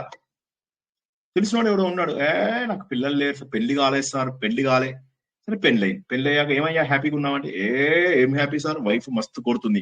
నేను కూడా ఇలా తలుపుకుని అవునవును నిజమే అని చెప్పి ఇలా అనుకున్నా. తర్వాత మళ్ళీ పెళ్ళైంది, పిల్లలు పుట్టారు కానీ సార్ సీట్ మస్తు కష్టం అవుతుంది సార్, దేవుణ్ణే సీట్ వచ్చింది సార్, కానీ ఏం లాభం, వాడు 10th లా మంచి మార్కులు రాలేదు ఏదో ఒక స్కూల్. అదైన తర్వాత ఇంజనీరింగ్ అయింది సార్, ఏదో మామూలు కాలేజీలో అయింది ఇంజనీరింగ్. అయిన తర్వాత కోరిక తిరిగిందా, లేదు సార్ ఉద్యోగం అయిన తర్వాత ఏమైంది అంటే, పెళ్లి చేయాలా సార్, అంత బాధగా ఉంది. పెళ్ళయిందా అంటే, పెళ్ళయింది కానీ సార్ మా కోడలు నన్ను ఇక్కడ కొడుతుంది సార్ అంటే, భార్య కదా కొట్టే సార్, ఈ మధ్య కోడలు కూడా కొడుతున్నారు సార్ అనగానే మళ్ళీ నేను ఒకసారి ఇలా గుండె మీద చూసుకున్నా, ఒకటే ఉంది నాకు, రెండోది లేదు, అమ్మయ్యా అని చెప్పి సంతోషపడ్డా. అన్న తర్వాత పోనీ అలా అయింది కదా, పోనీ మళ్ళీ తర్వాత ఏమైందయ్యా అంటే, సంతోషంగా ఉన్నావా, లేదు సార్ విడాకులు అయిపోయినాయి కొడుకుకి. ఓకే, మరి ఇప్పుడేంది, వాడి జీవితం ఎట్లా అని ఆలోచిస్తున్నాను సార్. ఏం చేయాలి మరి, ఇంకో పెళ్లి చేస్తావు. ఇప్పుడు ఏందయ్యా అంటే, మనవళ్ళు పుట్టలేదు సార్, చాలా బాధ చేస్తుంది. ఏం చేయాలి, ఎక్కు, కాళ్ళు ఓపిక ఉండదు, కొండెక్కుతాడు. పిల్లలు పుట్టారు సార్, మనవళ్ళు పుట్టారు వెంకటేశ్వర స్వామి దయ వల్ల. ఓకే మంచిది, మనవళ్ళు పుట్టారు, ఇప్పుడు ఆనందంగా ఉన్నా. ఏం ఆనందం సార్, మనవళ్ళల్లా ఒకడు సరిగ్గా ఇది చేయడు, నా కోడలు మనవన్ని వాళ్ళ అమ్మ వాళ్ళ ఇంటికి ఎక్కువ తీసుకెళ్తుంది, బాధ తట్టుకోలేకుంటున్నాను సార్. కొన్నాళ్ళు అయ్యాక మళ్ళా సార్ మా మనవడి స్కూల్ దొరకలేదు సార్, సీట్ దొరకలేదు, ఏం చేయమంటారు సార్. ఈ జనాలే దొరుకుతారు నాకు ఎక్కువ మంది. నా లక్కో నా బ్యాడ్ లక్కో తెలియదు కానీ ఇలాంటి వాళ్ళు ఎక్కువ. కోరికకు అంతుందా ఆలోచించండి. కాబట్టి ప్రాపంచిక విషయాల కోసమై కాదు మనం ఇవన్నీ. పురాణాలు లేదు, పురాణం అనేది నువ్వు తెలుసుకోవడమే. అసలు పురాణాలే జనరల్ గా మనం తక్కువ తెలుసుకుంటాం, కానీ పురాణాలలో ఉన్నటువంటిది ఏంటి, ఆ సందేశం ఏదైతే ఉంటుందో ఆ సందేశం ద్వారా మనము శాశ్వతమైనటువంటి ఆనందాన్ని తెచ్చు. ఎందుకంటే మన లోపల బద్ధకం, అసహనం ఉంటుంది. ఒక అరగంట కుదురుగా కూర్చోలేము, ఒక అరగంట ఖచ్చితంగా ప్రవచనం చేయలేము. ఈవెన్ పారాయణం చేసే వాళ్ళలో కూడా చూడండి, శ్రద్ధ ఉండదు. మధ్య లోపల మొబైల్ చూసుకుంటూ ఉంటారు, వీళ్ళతో వాళ్ళతో కబుర్లు చెప్తారు, అన్ని సరి చేసుకుంటూ ఉంటారు. అంతా అయిపోయాక మంత్రహీనం, భక్తిహీనం, క్రియాహీనం అని చెప్పేసి మళ్ళీ మాకు భక్తి లేదు, క్రియ సరిగ్గా చెయ్యము, మంత్రహీనం, భక్తి కూడా లేదు. ఇంకా ఏం లాభం, ఇంత కుదురుతనమే లేనప్పుడు ఏం లాభం. కాబట్టి మనకు పురాణాలు ఏం చేస్తున్నాయంటే, శ్రద్ధగా చెయ్యాలి, కోరికలతో చేసేటటువంటి ప్రతి పనిని కూడా శ్రద్ధగా చెయ్యాలి అని ఇవాళ మనము 4వ అధ్యాయంలో, అంటే మనకు ఆ కుదురుతనం రావాలి ముందు. దురదృష్టం ఏంటంటే ఇది ఎవరో చెప్పరు. ఎందుకంటే మీకు ఎప్పుడైనా వెళ్తే ప్రవచనకర్తలు 1 వే ట్రాఫిక్, మీరు పడిపోతూ ఉంటాయి మీ మీద అంతే.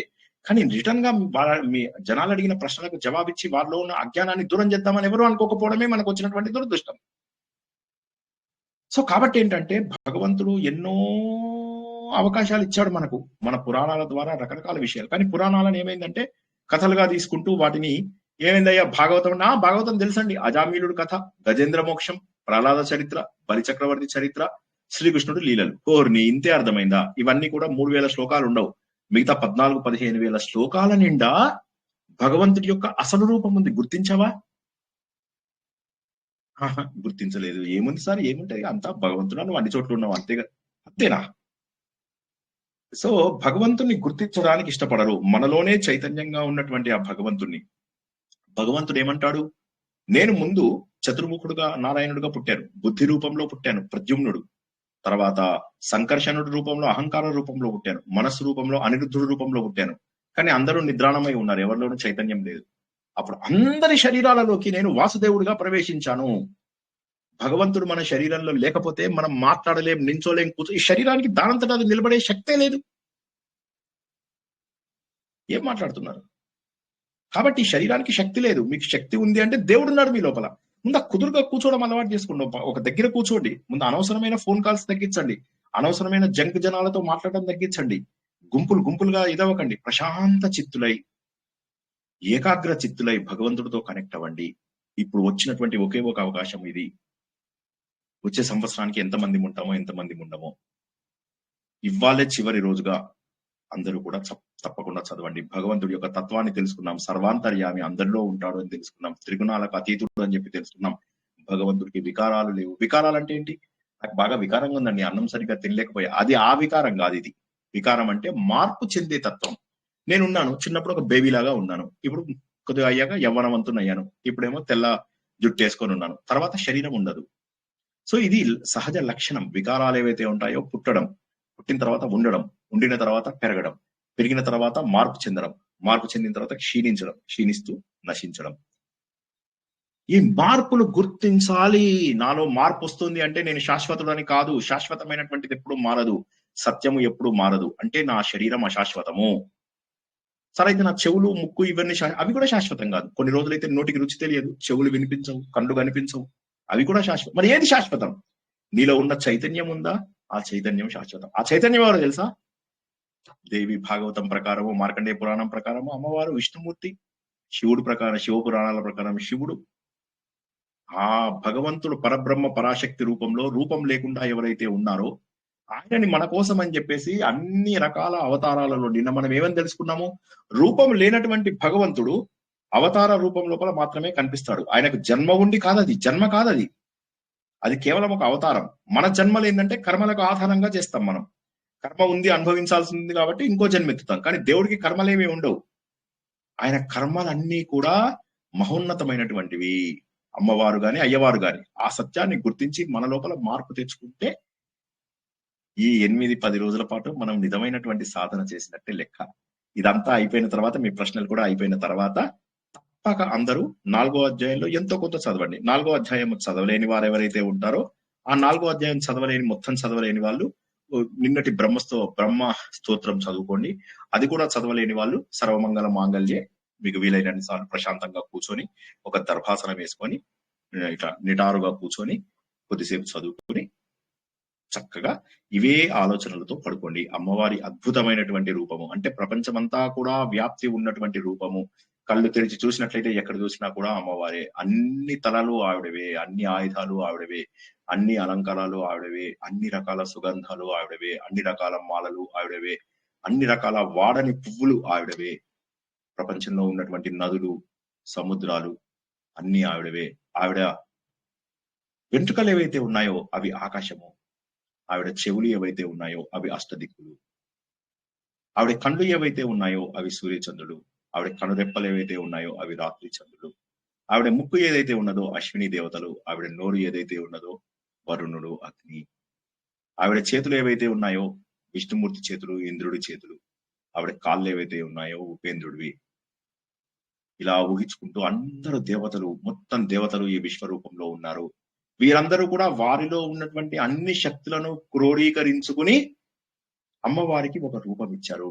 సర్వ చైతన్య రూపాంతం ఆద్యాం విద్యాంచ ధీమహి బుద్ధి యా నః ప్రచోదయాత్. అన్నింటిలో దీన్ని గాయత్రి మంత్రం అంటారు. ఇప్పుడు నేను చదివిందని గాయత్రి మంత్రం అంటారు. సర్వ చైతన్య రూపాంతం, అన్ని చైతన్యాలలో ఉన్నటువంటి ఆవిడ మాలో ఉన్నటువంటి అజ్ఞానాన్ని పోగొట్టుగా సర్వత్రా వ్యాపించి ఉన్నటువంటి భగవంతుడి చైతన్యం మనలో ఉన్నటువంటి అజ్ఞానాన్ని పోగొట్టాలి అనేటటువంటి కోరికతో ఈ 10 రోజుల పాటు శ్రద్ధగా కుదురుగా చేయాలి. ఏమిటో హడావిడి, ఏమిటో గోల, ఏమిటో నాకొక్కడికే పనులున్నాయి, నేను ఒక్కదాన్నే పని చేస్తున్నాను అన్న టైప్ లోపల మనకు కాకుండా భగవంతుడి యొక్క చైతన్యాన్ని గుర్తించడానికే మనం వచ్చింది. నేను టెంపుల్కి వెళ్ళాను, హడావిడిగా బయటకు వచ్చేస్తాను, తొందరగా దర్శనం ఎందుకు, ఏమొచ్చింది ఇప్పుడు అంతా హడావిడిగా బయటకు వచ్చే ఉంది, ఎవరి మీద ఒకరి మీద చాడీలు చెప్పుకోవడం, నేరాలు చెప్పుకోవడమే కదా. కూర్చోండి, ప్రశాంతంగా కూర్చున్న ఆలయంలో 2 గంటలు కూర్చోండి. లేదండి వంట వండాలి, చచ్చిపోతాం ఒకరోజు వంట వండకపోతే. జై శ్రీకృష్ణ. ఇప్పుడు ఏమైనా ప్రశ్నలు ఉంటే సార్ ఒక్క యాడిషన్ సార్. చెప్పండి సార్. పూజ కోటి సమస్తోత్రం అన్నారు, పూజ కోటి సమం స్తోత్రం. ఎందుకంటే ఇప్పుడు మీరే అన్నారు స్తోత్రంలో మనకి 1 కోటి సార్లు పూజ చేసిన ఫలితం దొరుకుతుంది. ఒకటి లీనమయ్యే అవకాశం ఉంటుంది, అంతర్ముఖమయ్యే అవకాశం ఉంటుంది స్తోత్రంలో. కరెక్ట్ అది సార్, అంతే. కరెక్ట్. అందుకోసమే స్తోత్రం చేయమని ఇప్పుడు ఆయన శర్మ గారు చాలా చక్కటి భావాన్ని అందరి కోసము పలికించారు. ఎన్నో కోట్ల పూజలు ఒక స్తోత్రంతో సమానము. దయచేసి ఈ రోజు నాడు పూజ చేయండి, దయచేసి ఈ రోజు నాడు సమయాన్ని వృధా చేసుకోవద్దు, రేపటి వరకు వెయిట్ చేయకండి. వీలైన వాళ్ళు బ్రహ్మస్తోత్రం చేయండి, లేని వాళ్ళు సమయం ఉన్న వాళ్ళు 4వ అధ్యాయం మొత్తం చదవండి. నేను రేపు మళ్ళీ మొత్తం తత్వం చెప్తాను, బోరు కొట్టకుండా రేపు జోక్స్ చెప్పుకుంటూ మీకు తత్వం మొత్తము సరదాగా తీసుకెళ్తాను. తత్వం చెప్పి నాకు తెలుసు తత్వం అనేది డ్రై సబ్జెక్ట్ అని, అయినా సరే మీకు కథల రూపంలో నవ్విస్తూ ఏదో ఒకటి చెప్పుకుంటూ వస్తాను. జై శ్రీకృష్ణ. జై శ్రీకృష్ణ సార్. ఈ బ్రహ్మ స్తోత్రం ఇదేనా సార్? అస్తి గుహ్యతమం విప్ర సర్వభూతోపకారకం నువ్వే స్వాహ నువ్వే స్వధ నువ్వే వషట్ అని చెప్పి వస్తుంది. త్వాం స్వధ త్వాం స్వాహ త్వాం వషట్ అని వస్తుంది. నిన్న గ్రూప్ లో ఉంది సార్, నిన్న గ్రూప్ అంటే ఆవిడ తెలుగు, ఆవిడ హిందీ ఇంగ్లీష్ లో కానీ ఉంటే పంపించండి. జై శ్రీకృష్ణ. ఇంకెవరికైనా ప్రశ్నలు ఉన్నాయా? కథ నచ్చిందా లేకపోతే మంచి నిద్రలోకి వెళ్ళిపోయారా? మహిషాసుడు చంపినప్పుడైతే కళ్ళకు కట్టినట్టు కనపడుతుంది సార్. సినిమా చూసినట్టుంది మీరు చెప్పడం. కళ్ళ ముందు ఇట్లా మహిషాసుడు చచ్చిపోతున్నాడా అన్నట్టు. సార్ నమస్తే అండి. దుర్గా సప్తశతిలో అమ్మవారే చెప్పింది ఏ అధ్యాయం సార్ అది? ఇప్పుడు ఇవన్నీ మార్కండేయుడు చెప్పారు అని మార్కండేయ ఉవాచ అంటున్నాం కదా, ఈ దుర్గా సప్తశతిలో అమ్మవారే స్వయంగా చెప్పింది ఉందా అండి ఏమన్నా? లేదు. అమ్మవారు ఇప్పుడు మాట్లాడింది కదా, మీకు ఏం వరాలు కావాలి ఓ దేవతలారా, మీరందరూ మీకు ఇష్టమైనటువంటి అభిష్టాలను తెలుసుకోండి అని చెప్పేసి అంటారు. దేవి ఉవాచ ఏదైతే ఉంటుందో దేవి ఉవాచ అని అక్కడ మీకు వస్తుంది అనమాట. ఇవన్నీ ఒకసారి వినండి మీరు జాగ్రత్తగా. మార్కండేయ ఋషి ఎవరికి చెప్పాడు? భగోరి అని చెప్పేసి తన దగ్గర ఉన్నటువంటి శిష్యుడికి చెప్పాడు. చెబుతూ ఏం చెప్తున్నాడు? నీకు కొన్ని కథలు చెప్తాను, ఆ కథ ప్రకారము నువ్వు చూడు ఎంత అదృష్టవంతులు భగవంతుడిని సేవించిన వాళ్ళు అని చెప్పేసి సురధుడి కథ, సమాధి కథను, మేధ అనేటటువంటి కథను తెలియజేస్తున్నాడు. ఇప్పుడు మనం ఉన్నది ఆ కథలో 4 అధ్యాయాలు చేస్తున్నాం. 13 అధ్యాయాలు అయ్యేసరికి సురధుడు గొప్ప పుణ్యాన్ని చేసుకుంటాడు, సమాధి గొప్ప పుణ్యాన్ని చేసుకుంటాడు, అన్నింటినీ దాటిపోగలిగే మోక్ష రూపంకి అమ్మవారి తత్వాన్ని పూర్తిగా అర్థం చేసుకుంటాడు. తత్వం అంటే రహస్యం, కథ వెనుక కథ, కథ వెనుక అసలు కథ, రహస్యమైనటువంటి కథ, తాత్వికం, ఫిలాసఫికల్ ఆస్పెక్ట్ లూజ్ గా చెప్పాలంటే అటువంటి దాన్ని అర్థం చేసుకుంటారు అని చెప్పి ఇదంతా మార్కండేయ మహర్షి చెప్తున్నాడు. ఇది మార్కండేయ పురాణం కాబట్టి. రాసింది ఎవరు? వేదవ్యాసుడు రాశాడు. వేదవ్యాసుడు ప్రతి పురాణాన్ని తను రాయడము, దాన్ని మళ్ళీ ఎవరికో ఒకళ్ళకి చెప్పించడం. మార్కండేయుడు జనమేజయుడికి చెప్పడము, వైశంపాయనుడు జనమేజయుడికి చెప్పడము, శుక బ్రహ్మ పరీక్షిత్ మహారాజుకు చెప్పడము. ఈ పురాణాలన్నీ కూడా మళ్ళీ మనకు నైమిషారణ్యం లోపల సూత మహాముని శౌనకాది మునులకు చెప్తాడు. సో సూత మహాముని శౌనకాది మునులకు చెప్తాడు. ఈ మధ్యలో ఉన్న జనమేజయుడికి ఎవరో మనకు ఈయన చెప్తాడు, వేదవ్యాసుడు ఎవరో చెప్తారు, మార్కండేయుడు ఎవరో చెప్తారు. మళ్ళీ వాళ్ళ లోపల ఇప్పుడు ఇంకా లోపలికి వచ్చిన కొద్ది ఇంకా కథలు మారుతూ ఉంటాయి. ఇలాగ 3-4 లేయర్స్ లో ఈ కథలు తెలుసుకుంటూ ఉంటారు అన్నమాట. అందుకే మీకు శ్లోకాల సంఖ్య ఎక్కువైపోతుంది. అది. గురుగారు నమస్తే అండి. నమస్తే. నా కథలో ఎటువంటి సందేహం లేదండి. మనకి ప్రముఖంగా 18 పురాణాలు ఉన్నాయి కదా, ఏ పురాణానికి ఆ పురాణమేనా లేక 18 పురాణాలకి ఒకదానికొకటి అనుబంధంగా సంబంధం ఉందా, కనెక్షన్ ఉందా అని తెలుసుకుందామని. Good question. ఇవన్నీ నేను చాలా సార్లు చెప్పాను. 180 పురాణాలు ఉన్నాయి. 180 పురాణాలు కూడా వేరువేరు కల్పములలో జరిగినవి. వేరువేరు కల్పములలో జరిగినప్పుడు కథలలో కొంత తేడా ఉండే అవకాశం ఉంది. కొన్ని కథలు మాత్రం ఇందులోంచి అందులోకి, అందులోంచి ఇందులోకి ఉండే అవకాశం ఉంది. Dakshayagnam for example. Dakshayagnam is a very popular story. దాదాపుగా అన్ని పురాణాలలో ఉంటుంది దక్షయజ్ఞం. అదే విధంగా స్వయంభూ మనువు, శతరూప, తర్వాత మనువుల యొక్క సంఖ్య, ఇవన్నీ కూడా దాదాపుగా ఒకే రకంగా ఉంటాయి. తర్వాత సూర్యవంశం చరిత్ర, చంద్రవంశం చరిత్ర దాదాపుగా ఒకే రకంగా ఉంటాయి. అయితే కథలన్నీ ఒకే రకంగా ఉండవు, మార్పులతో ఉంటాయి. ఎందుకంటే ఒక్కొక్క కల్పంలో ఒక్కొక్క రకంగా జరిగింది. ఒక్కొక్క కల్పంలో ఒకరు పరబ్రహ్మ లేదా పరాశక్తిగా ఉంటారు. కాబట్టి వాటి లోపల మార్పులు ఉంటాయి. కనెక్షన్స్ గా చెప్పడం కంటే కూడా కథ కొనసాగింపు మనం కావాలంటే తీసుకోవచ్చు. కానీ జరిగినవి అవి వేరువేరు కల్పాలలో వేరువేరు రకాల ఇన్సిడెంట్స్ జరిగాయి అన్నటువంటి విషయాన్ని గుర్తుంచుకోవాలి. ఉంటాయి కనెక్షన్స్ కొద్దిగా ఉంటాయి, నోటి కోసం తెలుసుకుంటాం కానీ బట్ అది యాక్చువల్ గా వేరువేరు కల్పాలలో జరిగినవి.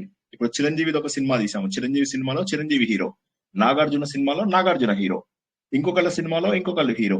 ఈ 4 సినిమాలకు పాత్రలలో కొంత ఉంటుంది. ఇందులో కూడా వాడు తండ్రిని చంపేస్తే పగ తీర్చుకున్నాడు, అందులోపల వాడు తమ్ముడిని చంపేస్తే పగ తీర్చుకున్నాడు, అందులోపల వాడు భార్యను చంపేస్తే పగ తీర్చుకున్నాడు. సో పగ తీర్చుకోవడం అనేది కామన్, కానీ కథలు వేరు. సో అట్లాగే ఈ పురాణాలలో కొన్ని కథలు కలుస్తాయి. ఒకవేళ కొన్ని కథలలో అసలు మార్పు ఉంటుంది కూడా. ఉదాహరణకు తీసుకున్నట్లయితే ఇప్పుడు మీరు బ్రహ్మాండ పురాణం అని ఒక పురాణం ఉంది. అందులోపల కూడా మనకు మహిషాసుర కథ వస్తుంది. అక్కడ మహిషాసురుడు ఇందులో ఉన్నట్టుగా రాజు కాదు, మహిషాసురుడు సైన్యాధిపతి, బండాసురుడు అనే అతని కింద పనిచేస్తూ ఉంటాడు. సో అలాగా ఒక్కొక్క కథలో కొన్ని మార్పులు ఉండడం అనేటటువంటిది సహజం. జై శ్రీకృష్ణ. ధన్యవాదాలండి. నమస్కారం గురుగారు. మార్పులు ఉన్నా సార్ మూలం చివరికి చెప్పేది ప్రతి కల్పంలోనూ విష్ణుమూర్తి చెప్పినా, శివుడు చెప్పినా, అమ్మవారు చెప్పినా ఫైనల్ గా దాని ఇది ఒకటే ఉంటుంది కదా. 100% ఒకటే. ధర్మార్థ కామమోక్షాలే తెలుపుతాయి. అన్ని పురాణాలు కూడా ధర్మము, అర్థము, కామము, మోక్షము తెలుపుతాయి. అన్ని పురాణాలు కూడా 5 లక్షణాలను కలిగి ఉంటాయి. సృష్టి, లయ, మనువుల పేర్లు, సూర్య వంశ చరిత్రలు, మను చరిత్రలు, ఇవి ఉంటాయి. ఇవి తప్పనిసరిగా ఉంటాయి. అండ్ చెప్పినటువంటి కథలు ఎలా ఉన్నప్పటికీ కూడా సందేశం ఒక్కటే, ఏంటంటే చివరిగా మనము మోక్షము సాధించాలి. అయితే మోక్షం అంటే ఏంటో తెలియకుండానే ఎక్కువ మంది ఉంటారు. మోక్షము అంటే ఈ జన్మలు మరీ రాకుండా విడుదల. జన్మలు రాకుండా ఉంటే సంతోషం ఎట్లా సార్? ఇప్పుడైతే సరే మేము ఇవ్వాటలు ఆడుకుంటూ అవాటలు పూజలు చేసుకుంటూ పిచ్చి నవ్వులు నవ్వుకుంటూ సమయం గడుస్తుంది. మోక్షం వస్తే జన్మ ఉండదు, శరీరం ఉండదు కదా సార్, ఎలా అయిపోతాం? బెంగపడకండి, అది ఎక్కువ ఆనందమైన స్థితి అని హిందూ ధర్మం చెప్తుంది. మోక్షం అనేది అన్నిటికంటే ఎక్కువ ఆనందమైనటువంటి స్థితి అని తెలుస్తుంది. అసత్యమైనటువంటి ప్రపంచంలో ఉండడం కంటే స్వప్నం బాగుంది కదా అని స్వప్నంలోనే కొనసాగుతావా, లేకపోతే కళ్ళు తెరిచి చూస్తామా? అదే విధంగా ఈ జన్మలన్నీ కూడా స్వప్నాల లాంటివి, అశాశ్వతాలు. అవి మిథ్య, సత్యం కాదు. అది సత్యం కాదు కాబట్టి ఆ సత్యం కాని దాంట్లో మనం ఎక్కువసేపు ఉండకూడదు. జై శ్రీకృష్ణ. Next question. సార్ శ్లోకాలు చదవకుండా కింద భావం మట్టికి చదువుకోవచ్చా సార్? అంటే శ్లోకాలు ఏమైనా తప్పులు అవుతాయేమో అని చదివే మెల్లగా శ్లోకాలు మామూలుగా చదువుకోవచ్చా అండి? మామూలుగా చదువుకోవచ్చు. ఏ నియమాలు లేవు. శ్లోకాలు చదవడానికి శుచి శుభ్రత తప్పితే నియమాలు ఉండవు. స్తోత్రాలన్నీ కూడా మనము ఎన్నోసార్లు చెప్పుకున్నాము. స్తోత్రాలకు ప్రత్యేకమైనటువంటి నియమాలు ఉండవు. స్తోత్రము వీలైనంత వరకు యాక్యురేట్ ప్రొనౌన్సియేషన్ చేయడానికి మాత్రము ప్రయత్నించండి అంతే. వీలైతే, వీలు కాకపోతే తప్పులు లేకుండా కనీసం ఒత్తులు అవి సరిగా, చిన్నప్పుడు స్కూల్కి వెళ్ళారు కదా, ఆ ఒత్తులు అవి సరిగా ఉండేలాగా చూసుకోండి. విడదీసుకోవడానికి ప్రయత్నం చేయండి. అవి కూడా కాదు అంటే మీరు కింద భావం చదవండి, మంచిదే. భావం చదివి మనస్ఫూర్తిగా ఫీల్ అవ్వండి. నేను ఆల్రెడీ భావం చెప్పాను, ఆ భావాన్ని ఊహిస్తూ అది చదవండి. మీకు ఏం చేస్తారు, ఎలా చదవాలి? సర్వమంగళ మాంగళ్యే శివే సర్వార్థ అనుకుంటూ ఆ భావాన్ని మొత్తాన్ని చదవండి. జై శ్రీకృష్ణ. Next question. జై శ్రీకృష్ణ సార్. జై శ్రీకృష్ణ. మ్యామ్, ఇంతకు ముందు ఒకరు అడిగారు, అన్ని పురాణాలు ఇంటర్లింక్డ్ సార్ అంటే ఇప్పుడు మీరు ఒక్కొక్క మంత్రంలో ఉండొచ్చు కాబట్టి ఇంటర్లింక్డ్ అన్న సార్. లాస్ట్ టైం నేను మిమ్మల్ని క్వశ్చన్ వేస్తాను సార్. మీరు చెప్పారు జనకుడు, ఈ జనకుడు వేరు ఆ జనకుడు వేరేమో ద్వాపర యుగంలో అన్నారు కదా సార్.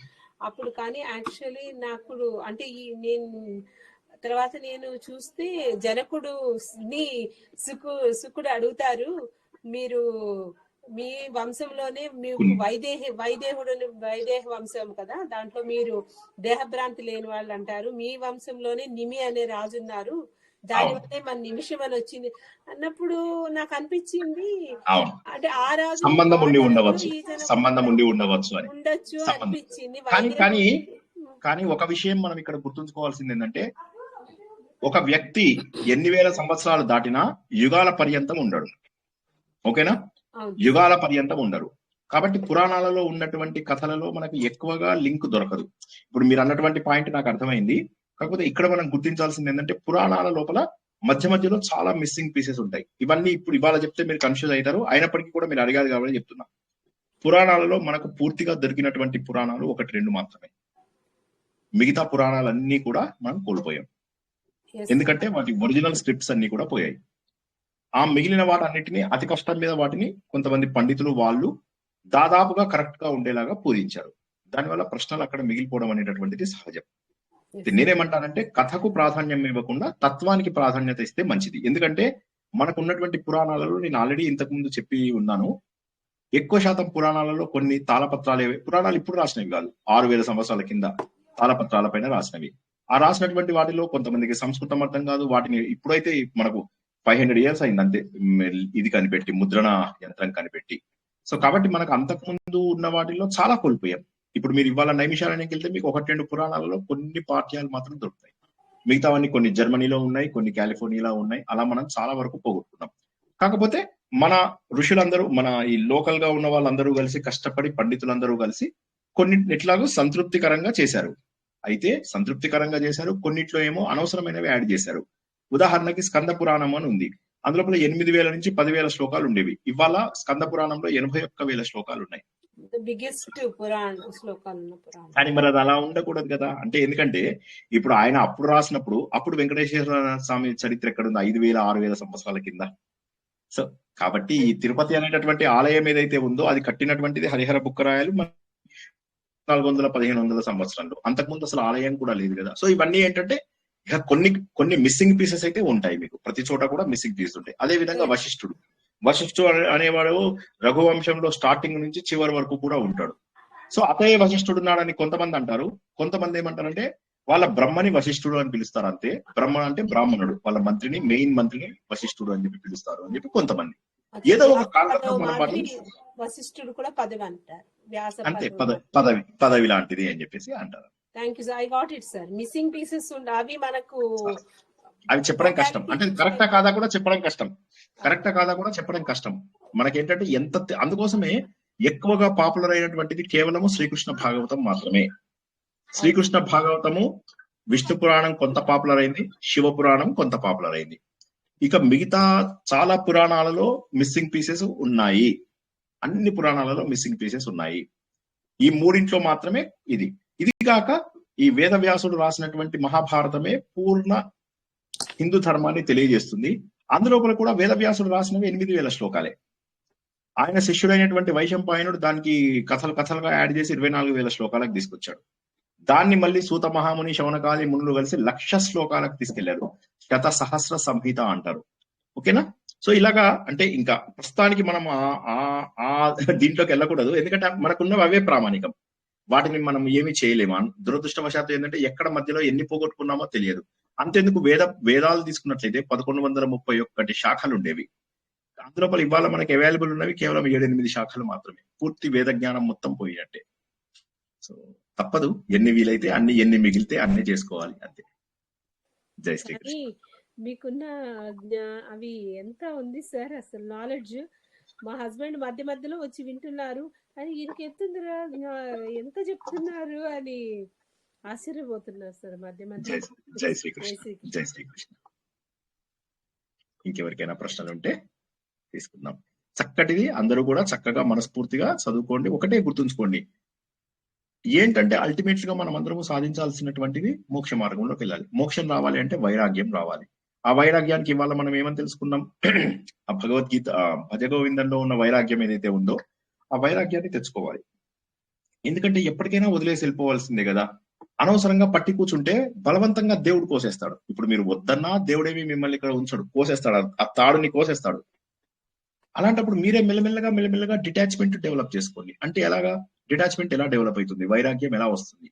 మనంతట మనమే అవసరం లేని మనుషులని ముందు దూరం చేసుకోవడం ద్వారా మెల్లమెల్లగా తగ్గించుకుంటూ వెళ్తే చిన్న సర్కిల్ తయారు చేయండి. అప్పుడు ఏమవుతుందంటే మీ మైండ్ భగభగ ఊగిపోతూ ఉంటుంది ఆలోచనలతోటి. నిన్న ఏం జరిగింది, మొన్న ఏం జరిగింది, అంతకుముందు ఏం జరిగింది, లేదా రేపేం చేయాలి, ఎల్లుండి ఏం చేయాలి, తర్వాత రోజు ఏం చేయాలి, 10 ఏళ్ల తర్వాత ఏం చేయాలి, ఇవే ఆలోచిస్తున్నారు. కానీ ఈ రోజు నేను ఏం చేయాలి అనేది ఆలోచించడం లేదు. దానికి కారణం ఏంటంటే మీరు 10 మందిని ఆలోచిస్తే 10 ఆలోచనలు మీతో ఉంటాయి. అందుకే ఒకరితోనే కనెక్షన్ పెట్టుకోండి. భగవంతుడు మీ స్నేహితులలో కూడా కేవలం ఆధ్యాత్మిక చర్చలు చేసే వారితో మాత్రమే మాట్లాడండి. అంటే నేను చెప్తున్నది 45 ఏళ్ళ 47, 46 ఏళ్ళు ఉన్న వాళ్ళ గురించి చెప్తున్నా. అంతకంటే తక్కువ ఉన్న వాళ్ళు చేయకూడదని కాదు. ఇంకా వాళ్ళు సుఖాలు అనుభవించడానికి దే హ్యావ్ ఎలిజిబిలిటీ. అంటే అందరూ సుఖంగా ఉండాలి అట్లా ఏం కాదు. కానీ ఇక సుఖాల పైన వాంఛ తగ్గించుకోవాలి. ఎందుకంటే ఏది పర్మనెంట్ కాదు. ఒక కారు కొంటాం, ఎన్ని రోజుల పాటు ఆనందంగా ఉంటాం? ఒక బంగ్లా కొంటాం, ఎన్ని రోజుల పాటు ఆనందంగా ఉంటాం? అది తెలిసినప్పుడైనా మనకు అనిపించదా? పెద్ద పెద్ద బంగళాలు ఉన్న రాజులు, పెద్ద పెద్ద సైనికులు, సైన్యము ఇంతమంది ఉన్న రాజులు అన్ని వదిలేసేసి సింపుల్ బట్టలు కట్టుకుని ఎందుకు పర్ణశాలలో బతికారు ఆ రోజుల్లో? కందమూలాలు తినుకుంటూ ఎందుకు అంత ప్రశాంత జీవనం గెలిపి? ఎందుకంటే అందరూ సాధించారు. మన సుఖాలు వాళ్ళ సుఖాలతో కంపేర్ చేస్తే ఏంటని ఒక్కసారి ఆలోచించారు. నేను ఇవాళ సుఖంగా ఏం ఒక్కసారి ఆలోచించారు. రాజు నీకంటే గొప్పగా బతికిన వాడే కదా, మరి ఆయన అడవిలోకి ఎలా వెళ్ళిపోయాడు? జడభరతుడు, ఆయన వంశంలో ఉన్న వాళ్ళందరికీ వచ్చేసింది మోక్షము. పాపం రాందీని ఒక్కడే, ఈయన కూడా దాదాపుగా వచ్చేది. చివరి క్షణంలో ఆ జింక పిల్ల మీద పెంచుకున్న ప్రేమ వల్ల ఇంకో 2 జన్మలు ఎత్తాల్సినటువంటి అవకాశం వచ్చింది. అంటే దీన్ని బట్టి మనం అర్థం చేసుకోవాల్సింది ఏంటి అంటే, అనవసరమైనటువంటి బంధాల వల్ల జన్మలు ఎత్తుకుంటూ పోతాం. అదృష్టవశాత్తు ఈ జన్మలో మంచి మాటలు వింటూ మంచి మాటలో వెళ్తున్నారు. వచ్చే జన్మ లోపల పాపాలు చేసే జన్మ వచ్చింది అనుకోండి, బోలెడు పాపాలు చేసుకుంటారు, ఇంకా తగ్గదు. కాకపోతే ఒక విషయం, ఎవరైతే ఈ జన్మలో ఎంతో కొంత సాధన చేస్తారో, అంటే ఎంతో కొంత సాధన అంటే రోజుకు ఒక 5 నిమిషాలు దేవుని, అది కాదు, ఆధ్యాత్మిక జీవితం ఎవరైతే గడుపుతారో వారికి వచ్చే జన్మలో చెడ్డ జన్మ రాదు. శ్రీకృష్ణుని అర్జునుడు అడుగుతాడు, నా జీవితం చిన్న భ్రమం అవుతుందా, చెదిరిపోయిన మేఘం అయిపోతుందా? సాధన కంప్లీట్ కాకముందే నేను శరీరాన్ని వదిలేయాల్సి వచ్చింది. సాధన కావడానికి శరీరం కావాలి, శరీరం పడిపోయింది, సాధన మధ్యలో అయిపోయింది, నా బతికింతేనా చెదిరిపోయిన మేఘం? అంటే సాధకుడు ఎప్పుడు కూడా వృధా కాదయ్యా. మోహము కాదు, అమోఘము, వ్యర్థము కాదు, వారి శక్తి వ్యర్థం కాదు. వచ్చే జన్మలో సాధన చేసేటటువంటి కుటుంబంలో పుట్టి మరింత సాధన ద్వారా ఇంకా తొందరగా చేరుకుంటాడు. కాబట్టి నేనేమంటానంటే, కనీసం ఈ జన్మలో కొన్ని మెట్లు ఎక్కడానికి ప్రయత్నం చేయండి. అది కావడానికి కారణం ఏంటంటే, జనాలతో అనవసరమైన బంధాలు పెంచుకోవడం తగ్గించుకోండి. 100 మంది చుట్టాలుంటే 2-3కి తగ్గించుకోండి. 2 వారాలకు ఒకసారి ఒక 5 నిమిషాలు టైం పెట్టుకొని ఆ టైంలో మీ విచ్చలవిడిగా మాట్లాడుకోండి. 2 వీక్స్కి ఒకసారి మాట్లాడుకోండి మీకు నచ్చిన వాళ్ళతోటి. 2 వీక్స్ భగవంతుడి పైన కేటాయించండి. సార్ ఏం మాట్లాడుతున్నారు సార్? ఒకసారి ఏమో స్నానం చేయమంటారు, ఇంకోసారి ఏమో శుభ్రంగా ఉండమంటారు. ఇవన్నీ అవుతాయా సార్ మాతోని? ఎడికెళ్ళి వచ్చిండ్రు సార్ అనకండి. దయచేసి సంతోషంగా ప్రశాంతంగా చేయండి. ఎక్కువ ఆనందం ఇక్కడ ఉందని నన్ను నమ్మండి. I really want to tell you, just believe it. అంతే. ఈ ఒక్క సత్యం గుర్తుంచుకో. అన్నిటికంటే ఎక్కువ ఆనందము భగవంతుడి మార్గంలోనే ఉంటుంది. వైరాగ్యమే ఎక్కువ ఆనందము. జై శ్రీకృష్ణ. ప్రశ్నలే లేకపోతే క్లోజ్ చేసుకుందామండి. ఎవరికైనా ప్రశ్నలు ఉంటేనే తీసుకుందాం. ఒక 30 seconds. ఎవరో చేయలేదు. చాలా బాగా చెప్పారు. జై శ్రీకృష్ణ. జై శ్రీకృష్ణ సార్. జై శ్రీకృష్ణ అమ్మా. 8వ మన్వంతరంలో సావర్ణికే అని చెప్పారు కదా సార్, అది ఇతనే సురథుడే సావర్ణి. ఈ సురథుడే సావర్ణి. అవునవును సార్, నిన్న చెప్పారు. ఇది శ్రీ మార్కండ పురాణే సావర్ణికే అని ప్రతి చాప్టర్ తర్వాత ఇప్పుడే రాశారు సార్ దాన్ని. అంటే అది ముందే ఎవరు నిర్ణయిస్తారు సార్? అది ఈ వీళ్ళ పేర్లు కాన్స్టెంట్ ఉంటాయి. ఎవరైనా బ్రహ్మ అవ్వచ్చు, ఎవరైనా విష్ణు, ఎవరైనా ఏ పాత్ర అయినా వేయవచ్చు. మనకు తెలిసిన అనేక రకాల పాత్రలు వారి వారి పుణ్యం బట్టి వాళ్ళకి అందులోపల దొరుకుతాయి. సో కాబట్టి ఎవరికి ఏ పాత్ర వస్తుంది అనేది తెలియదు. ఇక్కడ సురధుడు అనేవాడికి ఈ సావర్ణి, సూర్యుడి యొక్క పుత్రుడిని సావర్ణి అంటారు. మళ్ళీ అక్కడ సావర్ణి అనే దానికి మళ్ళీ ఒక వేరే అర్థం ఉంది. సా అంటే సంస్కృతంలో ఆమె అని అర్థము. వర్ణి అంటే అక్షరము. ఏ అక్షరము? ఆ గ్రూప్ లో సా తర్వాత వచ్చినటువంటి 8వ అక్షరము. యారా లావా శేష సాహ ఆ అనే అక్షరము. ఆ అనే అక్షరానికి సా అనేటటువంటి అక్షరం ఏదైతే ఉందో ఆ సా అనే అక్షరానికి బీజం కలిపితే ఈం అవుతుంది. అది ఈం అంటే అమ్మవారు, ఓం అంటే మనం ప్రణవం కదా, ఈం అంటే అమ్మవారి శక్తి. ఈ హాకి ఆ ఈం కలిపితే హ్రీం అవుతుంది. సో అంటే ఇప్పుడు మనం నేర్చుకుంటున్నటువంటిది ఏదైతే ఉన్నదో ఇది అమ్మవారి శక్తి అని చెప్పి తెలియడాన్ని హ్రీం అంటారు. సావర్ణి అంటే మీనింగ్ ఏంటంటే హ్రీం అని అర్థం. ఇది చాలా డీటెయిల్డ్ది. ఇవన్నీ నేను ఎందుకు చెప్పలేదంటే మళ్ళీ మీరు కన్ఫ్యూజ్ అయిపోతారని చెప్పలేదు. అర్థమైతే సరే, అర్థం కాకపోతే వదిలేయండి. ఇది సంస్కృతం కొద్దిగా తెలిస్తే ఇంకా కాస్త బాగుంటుంది. సో మన సంస్కృత క్లాసులు చాలా మంది అడుగుతున్నారు, ఏం అనుకోవద్దు. ఇప్పుడు నేనైతే తీసుకునే పరిస్థితిలో లేని మీ అందరికీ తెలుసు కదా. చాలా మంది మన గ్రూప్ లోనే ఒక 8-9 మంది టీచర్స్ మంచి సేవ చేస్తున్నారు. వాళ్ళందరికీ కూడా మళ్ళీ లెవెల్ 1 తొందరలో ప్రారంభించమని చెప్తున్నాను. ప్రస్తుతానికైతే ఇప్పుడు నేను తీసుకునే స్టేజ్ లో లేను. మన టీచర్స్ ఎవరైతే ఉన్నారో రజనీ గారు, శర్మ గారు, తర్వాత మన టీవీ మణి మేడము, యశోదా వమరాజు గారు, తర్వాత ఇంకా కొంతమంది కొత్త వాళ్ళని కూడా వాళ్ళు తయారు చేశారు. వాళ్ళు 4-5 వీళ్ళందరూ కలిసి మళ్ళీ త్వరలో లెవెల్ 1 ప్రారంభించండి. ఇప్పుడైతే నేను చేసే ఓపిక అయితే లేదు, ఈ సంవత్సరం అయితే కుదరదు. ఎందుకంటే లెవెల్ 3 అనే నేను మధ్య మధ్యలో మిస్ అవుతున్నాను, మీ అందరికీ తెలుసు. కాబట్టి లెవెల్ 1 తప్పక స్టార్ట్ చేస్తాను. చేసినప్పుడు మీ అందరికీ చెప్తాను. ఒకసారి నేను సంస్కృత టీచర్స్ తో మా గ్రూప్ లో ఉన్న సంస్కృత టీచర్స్ చాలా మంచి వాళ్ళు, నాకంటే ఎక్కువ ఓపిక ఉంది. నాకంటే ఇంట్లో పెళ్ళైన తర్వాత చాలా ఓపిక వచ్చిందని అంటారు. పెళ్లికి ముందు చాలా కోపంగా ఉండేవాడివి, పెళ్ళైన తర్వాత చాలా కూల్ గా అయిపోయావు, చాలా కామ్ గా అయిపోయావు అంటున్నారు. సో కానీ మా టీచర్స్ పాపము ఆడవాళ్ళు, శర్మ గారు కూడా చాలా నాలాగానే చాలా ప్రశాంతంగా ఉంటారు. సో రజనీ మేడం వీళ్ళందరూ కూడా చాలా ప్రశాంతంగా ఉంటారు. జ్యోతిష్యం కూడా మనది ఒక ఇదైంది, అందులో కూడా మన రజనీ మేడం, రాధిక వీళ్ళందరూ కూడా క్లాసెస్ తీసుకుంటున్నారు. అవి ఇప్పుడు ప్రస్తుతానికైతే లెవెల్ 1 ఇంత తొందరగా స్టార్ట్ చేయకపోవచ్చు, మీకు ఒక నెల అయినా పట్టవచ్చు. నేను వాళ్ళతో మాట్లాడి ఏ సంగతి చెప్తాను. నాకు అంటే మీరు పర్సనల్ గా అడిగినందుకు నేనేం అనుకోను. అంటే ఐ విల్ పోస్ట్ యూ. చాలా మంది అడుగుతున్నారు, అందరికీ కూడా ఒకటే జవాబు ఏంటంటే ఒక నెల రోజులు అయితే కనీసం ఆగాల్సి వస్తుంది. జై శ్రీకృష్ణ. Next question. సార్ ఆ క్రెడిట్ మేడం గారిది అయి ఉండొచ్చు అనుకుంటున్నా.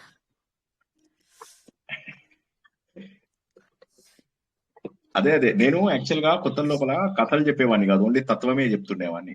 తర్వాత మా స్టూడెంట్స్ ఏమన్నారంటే ఒక 3-4 ఏళ్ల కింద భాగవతం చెప్పమన్నారంటే, భాగవతంలో కథలు ఉన్నాయి, నేను కథలు ఏం చెప్తాను చెప్పగలనా అని అడిగాను అనమాట. ఇంట్లోపల ధర్మపత్నిని అడిగాను, కథ నీకేంలే కథలు బాగానే చెప్తావు అని. మనది ఏంటో నాకు తెలియలేదు, నీకేంలే కథలు బాగానే చెప్తావంటే అప్పటి నుంచి కథలు ప్రారంభించాను. నేను డైరెక్ట్ మీనింగే తీసుకున్నాను. మీకేమన్నా ఇంకో మీనింగ్ అర్థమైందేమో నాకు తెలియదు కానీ, సో అప్పటి నుంచి కథలు బాగానే చెప్తున్నాను. జై శ్రీకృష్ణ. ఇంకేం ప్రశ్నలు లేకపోతే ముగించుకుందామా? లేట్ అయిపోయింది కదా. ఓకే సార్, క్లోజ్ చేద్దాం. సార్ ఇప్పుడు చదవమంటారా ఇది? ఇప్పుడు చదవండి అందరూ, ఇప్పుడు చదవండి. ఒక్కసారి జస్ట్ తల మీద నీళ్లు చల్లుకొని అపవిత్ర పవిత్రోవా సర్వవస్థంగతో చదివేసుకుని ఎవరైనా గ్రూప్ లో పెట్టండి. ఆ మంత్రం ఎవరైనా గ్రూప్ లో పెట్టండి. ఎవరో పెట్టారా? అపవిత్ర పెట్టాను సార్, మీకు పర్సనల్ గా పెట్టాను అన్ని శ్లోకాలు. నేను పంపిస్తాను. అపవిత్ర పవిత్రోవా కూడా వీలైతే మీరు అది సో పంపిస్తే అందరూ ఇవాళ ఒక రోజుకు చెయ్యండి. రేపు మళ్ళీ పూర్తి తత్వబోధ కథలతో సహా పూర్తి తత్వబోధ మనం తెలుసుకుంటాము. వీలైనంత అందరూ చదవచ్చు కదా సార్ ఇవాళ 4th కూడా, ఎవరైనా ఎలాంటి పరిస్థితులు చదువుకోవచ్చు. ఏమన్నా ఇబ్బందులు ఉన్న వాళ్ళు మానసికంగా చదువుకోండి. అనురాధ గారు మిమ్మల్ని అన్మ్యూట్ చేశాను, మీరు గారు మీ గ్రూప్ అంటున్నారు కదండి, అది ఎక్కడండి? మాకు లింక్ ఒకటి పెడతారా? ఇప్పుడు ప్రస్తుతానికైతే అంటే ఆల్రెడీ చాలా టాపిక్స్ మధ్యలో ఉన్నాయండి, కన్ఫ్యూజ్ అవుతారని పెట్టడం లేదు, అంతకు మించి ఇంకేం కారణం లేదు. ఫ్యూచర్ లో కొత్త కోర్సులు స్టార్ట్ అయినప్పుడు నేను నాగలక్ష్మి గారి ద్వారా మీకు అందిస్తాను. ఎస్పెషల్లీ సంస్కృతము, జ్యోతిష్యం అడుగుతున్నారు కాబట్టి చాలా మంది, వాటికి సంబంధించినవి నేను త్వరలో పెడతాను. అంటే త్వర అంటే 1 month పట్టచ్చు, ఎందుకంటే మా టీచర్స్ కూడా వాళ్ళ వర్క్ లోడ్ కూడా చూడాలి కదా. మా గ్రూప్ లో వాళ్ళని అడిగి దాన్ని బట్టి చెప్తాను, అప్పుడు మాత్రం తప్పకుండా చెప్తాను. మిగతా కోర్సులన్నీ కూడా మధ్యలో ఉన్నాయి. So I'm not sure whether you will be able to understand them. ఇప్పుడు ఎందుకంటే ఇది ఉంది, నిర్వాణ దశకం ఉంది, 7-8వ దగ్గరికి వచ్చేసాము. భజగోవిందం ఉంది, 20 శ్లోకాలు అయిపోయాయి. సో సంస్కృతం ఉంది, లెవెల్ 3కి వచ్చేసాము. భగవద్గీత ఉంది, 16వ అధ్యాయంలోకి వచ్చేసాము. విష్ణు సహస్రనామం ఉంది, 40-50 పేర్లు అయిపోయాయి, 40-50 శ్లోకాలు అయిపోయాయి. తర్వాత మహాభారతము, అరణ్య పర్వం మధ్యలో, అన్ని మధ్యలోనే ఉన్నాయి. సో కొత్తవి ఏమన్నా ఉంటే నేను పంపిస్తాను. జై శ్రీకృష్ణ. నెక్స్ట్ క్వశ్చన్ ఏమైనా ఉంటే తీసుకుంటాను. నమస్కారం అండి. నమస్తే మేడం. జై శ్రీకృష్ణ. జై శ్రీకృష్ణ అండి. హరే కృష్ణ. ఎవరు ప్రశ్న అడుగుతున్నారు చెప్పండి. నా పేరు దాక్షాయిని. దాక్షాయి. సూతకము నాకు రెస్ట్ టైం మనం చదవకూడదు కదా. పర్వాలేదు, మీకు ఎప్పుడు అయిపోతుందో చూడండి సూతకము. అది అయిపోయాక తప్పకుండా చదవండి. సూతకం అయిపోయిన తర్వాత యజ్ఞ యాగాలు కూడా చేయవచ్చు, అదొకటి గుర్తుంచుకోండి. ఏదైనా చేయదలుచుకుంటే మనసులో మనసులో చేసుకుంటే ఎటువంటి ఇబ్బందులు ఉండవు. ఏ సమయంలో అయినా మానసికమైనటువంటి భగవంతుని యొక్క ఇది ఎప్పుడైనా చదువుకోవచ్చు మానసికంగా. అయితే నోరు తెరిచిన వాళ్ళు మాత్రము, ఇబ్బందులు లేని వాళ్ళు నోరు తెరవండి. అలాగే రెస్ట్ లో ఉన్నప్పుడు కూడా ఇలాంటివి చదవకూడదు కదా. మానసికంగా చదువుకోవచ్చు. అంటే నాకు ఏదో ఒకటి వచ్చేస్తుంది గురువు గారి నోట్లో, దేవుడి చదవాలనిపిస్తుంది. అయ్యో లేదమ్మా, తప్పులేదు, అస్సలు తప్పులేదు. మంచిగా చదువుకో, మనస్ఫూర్తిగా. మీరు చదవచ్చు అన్నారు కదా అని మనసులో చూస్తూ చదివేశాను గురువు గారు. Very good, very good. God bless you. నాకు మానసికంగా డిప్రెషన్ వచ్చేస్తుంది గురుగారు. నేను చదువుతున్న ఇంట్లో వాళ్ళు సహకరించారు. నాకు దేవుడి మీద భక్తి, అంటే పూజ చేసినా చెప్పినా ఏదో ఒకటి చదవాలి, రాయాలి, అర్థం చేసుకుందాం అంటే అర్థం చేసుకోలేకపోతున్నాను. నాకు ఇలాంటి సంతోషం అమ్మా. ఈ గ్రూప్ లో కంటిన్యూ అవ్వండి. మీకు కొన్ని రోజులకు మీరు దృఢంగా అవుతారు. విందామని ఇంట్లో సపోర్ట్ లేదు గురువు గారు. నాకేమో ఇలాంటి వినాలని చేసుకోవాలని కోరిక. ఇప్పుడు కూడా 3 సార్లు జాయిన్ అయ్యి లీవ్ అయ్యాను గురువు గారు. వినాలని ఉంది కానీ ఇంట్లో అరుస్తున్నారని మధ్య మధ్యలో లీవ్ అవుతూ జాయిన్ అవుతున్నాను గురువు గారు. జై శ్రీకృష్ణ. God bless you. పర్వాలేదు, మీరు ఏం చేస్తారంటే ఇవన్నీ కూడా యూట్యూబ్ లో పెడుతున్నాం కాబట్టి మీరు ప్రశ్నలు డైరెక్ట్ గా అడగలేకపోవచ్చు, కానీ యూట్యూబ్ లో ఉన్న నాలెడ్జ్ అంతా కూడా మీరు తీసుకోవచ్చు. ఏం పర్వాలేదు. మనకు 900+ ప్రవచనాలు ఉన్నాయి మనవి. అవి మీరు భగవంతుడి కృప వల్ల అందించినటువంటివి. ఇందులో ఎటువంటి డబ్బు నేను చేసుకోవడం లేదు, అందరికీ కూడా తెలుసు. ఇందులో ఎటువంటి క్లిక్ బేస్డ్ ఇన్కమ్ లేదు, షేర్, సబ్స్క్రైబ్, లైక్లు ఉండవు. ఇందులో మనస్ఫూర్తిగా చదువుకునే వాళ్ళ కోసము మాత్రమే ఇవి పెడుతున్నాము. అందరూ చదువుకోండి, మనస్ఫూర్తిగా జ్ఞానాన్ని పెంచుకోండి. ఏం బెంగలేదమ్మా. God bless you. Nothing to worry. ఇంకొక ప్రశ్న గురుగారు. ఇంట్లో నేను ఎంత సైలెంట్ గా ఉన్నా ఇంట్లో ఏదో ఒకటి గొడవ అవుతూనే ఉంది. దానికి నేనైతే మానసికంగా చేస్తాను కానీ దేవుడికి పూజ కూడా చేయట్లా. ఏదైనా కుదిరినప్పుడు రాసుకోవటమో, దేవుడి చదవటమో, వింటమో ఏదో ఒకటి చేస్తాను. చదవటానికి ట్రై చేస్తాను, పని చేసుకుంటూ కూడా. అది కూడా ఇంట్లో సపోర్ట్ ఉండదు. ఏం పర్వాలేదు. మీరు మానసికంగా, మనకెవరూ కూడా మనతో వచ్చిన వాళ్ళు లేరు, మనతోని వచ్చే వాళ్ళు కూడా లేరు. కాబట్టి మన సాధన మనకే. అది మనసులో నేను అనుకుంటే దాన్ని ప్రపంచంలో ఎవ్వడూ కూడా ఆపలేడు. ఓకే, మీకు వీలైనప్పుడే చెయ్యండి. మీకు ఏ రకమైన ఇబ్బంది కలగదు. నన్ను నమ్మండి, ఎవ్వరూ శాశ్వతం కాదు ఈ ప్రపంచంలో. ఎవరైనా వేరే వాళ్ళు ఉన్న వాళ్ళనే నేను తగ్గించుకోమని చెప్తున్నాను. మీకు ఒక రకంగా అది దేవుడిచ్చిన అవకాశం అనుకోండి. ఎందుకంటే బంధాలలో మనకు కష్టాలు పెట్టడం ఎందుకు, ఇది రేపు తెలుసుకుంటాం మనం. ఏంటంటే ఎందుకు మనకు కష్టాలు వస్తాయి అనే విషయం రేపు తెలుసుకుంటాం. ఎందుకంటే మనకి ఎన్నో రకాల కష్టాలు మనని ఎదురొస్తూ మనని బాధ పెడుతూ ఉంటాయి. ఆ కష్టాలను దాటినప్పుడే మనం భగవంతుడికి చేరువవుతాము. కష్టాలు ఇచ్చేది ఎందుకోసము అంటే భగవంతుడి ఈ శక్తిని మనం గుర్తించడానికి అని గుర్తించండి. అదొక్క విషయం గుర్తించండి. ఆయన దగ్గర చిన్న చోటు, ఆయన పాదాల దగ్గర ఉంటే కోరుకుంటున్నాను గురుగారు. నాకేం కోరికలు లేవు. ఆయన దగ్గర చోటు తిరిగితే చాలు గురువు గారు. దానికోసం ట్రై చేస్తున్నాను అంతే గురువు గారు. వండర్ఫుల్. తప్పకుండా జరుగుతుందమ్మా. జై శ్రీకృష్ణ. జై శ్రీకృష్ణ. జై శ్రీకృష్ణ. ఇంకెవరికి ఏమి ప్రశ్నలు లేకపోతే వండర్ఫుల్. అందరి ప్రశ్నలు మీకు తగ్గటువంటి వీలైనంత దగ్గర సమాధానాలు చెప్పడానికి ప్రయత్నం చేశాను. ఇంకా కూడా ప్రశ్నలు ఉంటే చక్కగా రాసుకోండి. మన ప్రవచనాల లోపల సంబంధించినటువంటి ప్రశ్నలు అడగండి. అందరికీ కూడా శుభం కలగాలి. ఆలోచన ద్వారా మాత్రమే మనం భగవంతుడికి దగ్గర అవ్వగలుగుతాం. నేర్చుకున్నటువంటి ప్రతి కథ వెనుక తత్వాన్ని తెలుసుకుంటూ, అందులో ఇచ్చినటువంటి వేద సారమైనటువంటి స్తోత్రాలను చదువుకుంటూ మనము భగవంతుడికి దగ్గరయ్యే అవకాశం ఉంది అన్న సత్యాన్ని గుర్తించండి. పవిత్రమైనటువంటి ఈ 10 రోజుల పాటు ఈ భగవంతుడి తత్వాన్ని ఆస్వాదిస్తూ, ఆనందిస్తూ, లీనమైతూ అవే ఆలోచనలో నిద్ర కూడా పోండి. కొన్ని రోజులకు వేరే మార్గంలోకి వెళ్ళాలని అనిపించదు. ఇది నా మాట. జై శ్రీకృష్ణ. అందరికీ కూడా శుభం కలుగుగాక. ఈరోజు ప్రవచనాన్ని ఇక్కడికి ముగించుకుందాం. జై శ్రీకృష్ణ. జై శ్రీకృష్ణ సార్. గురువు గారు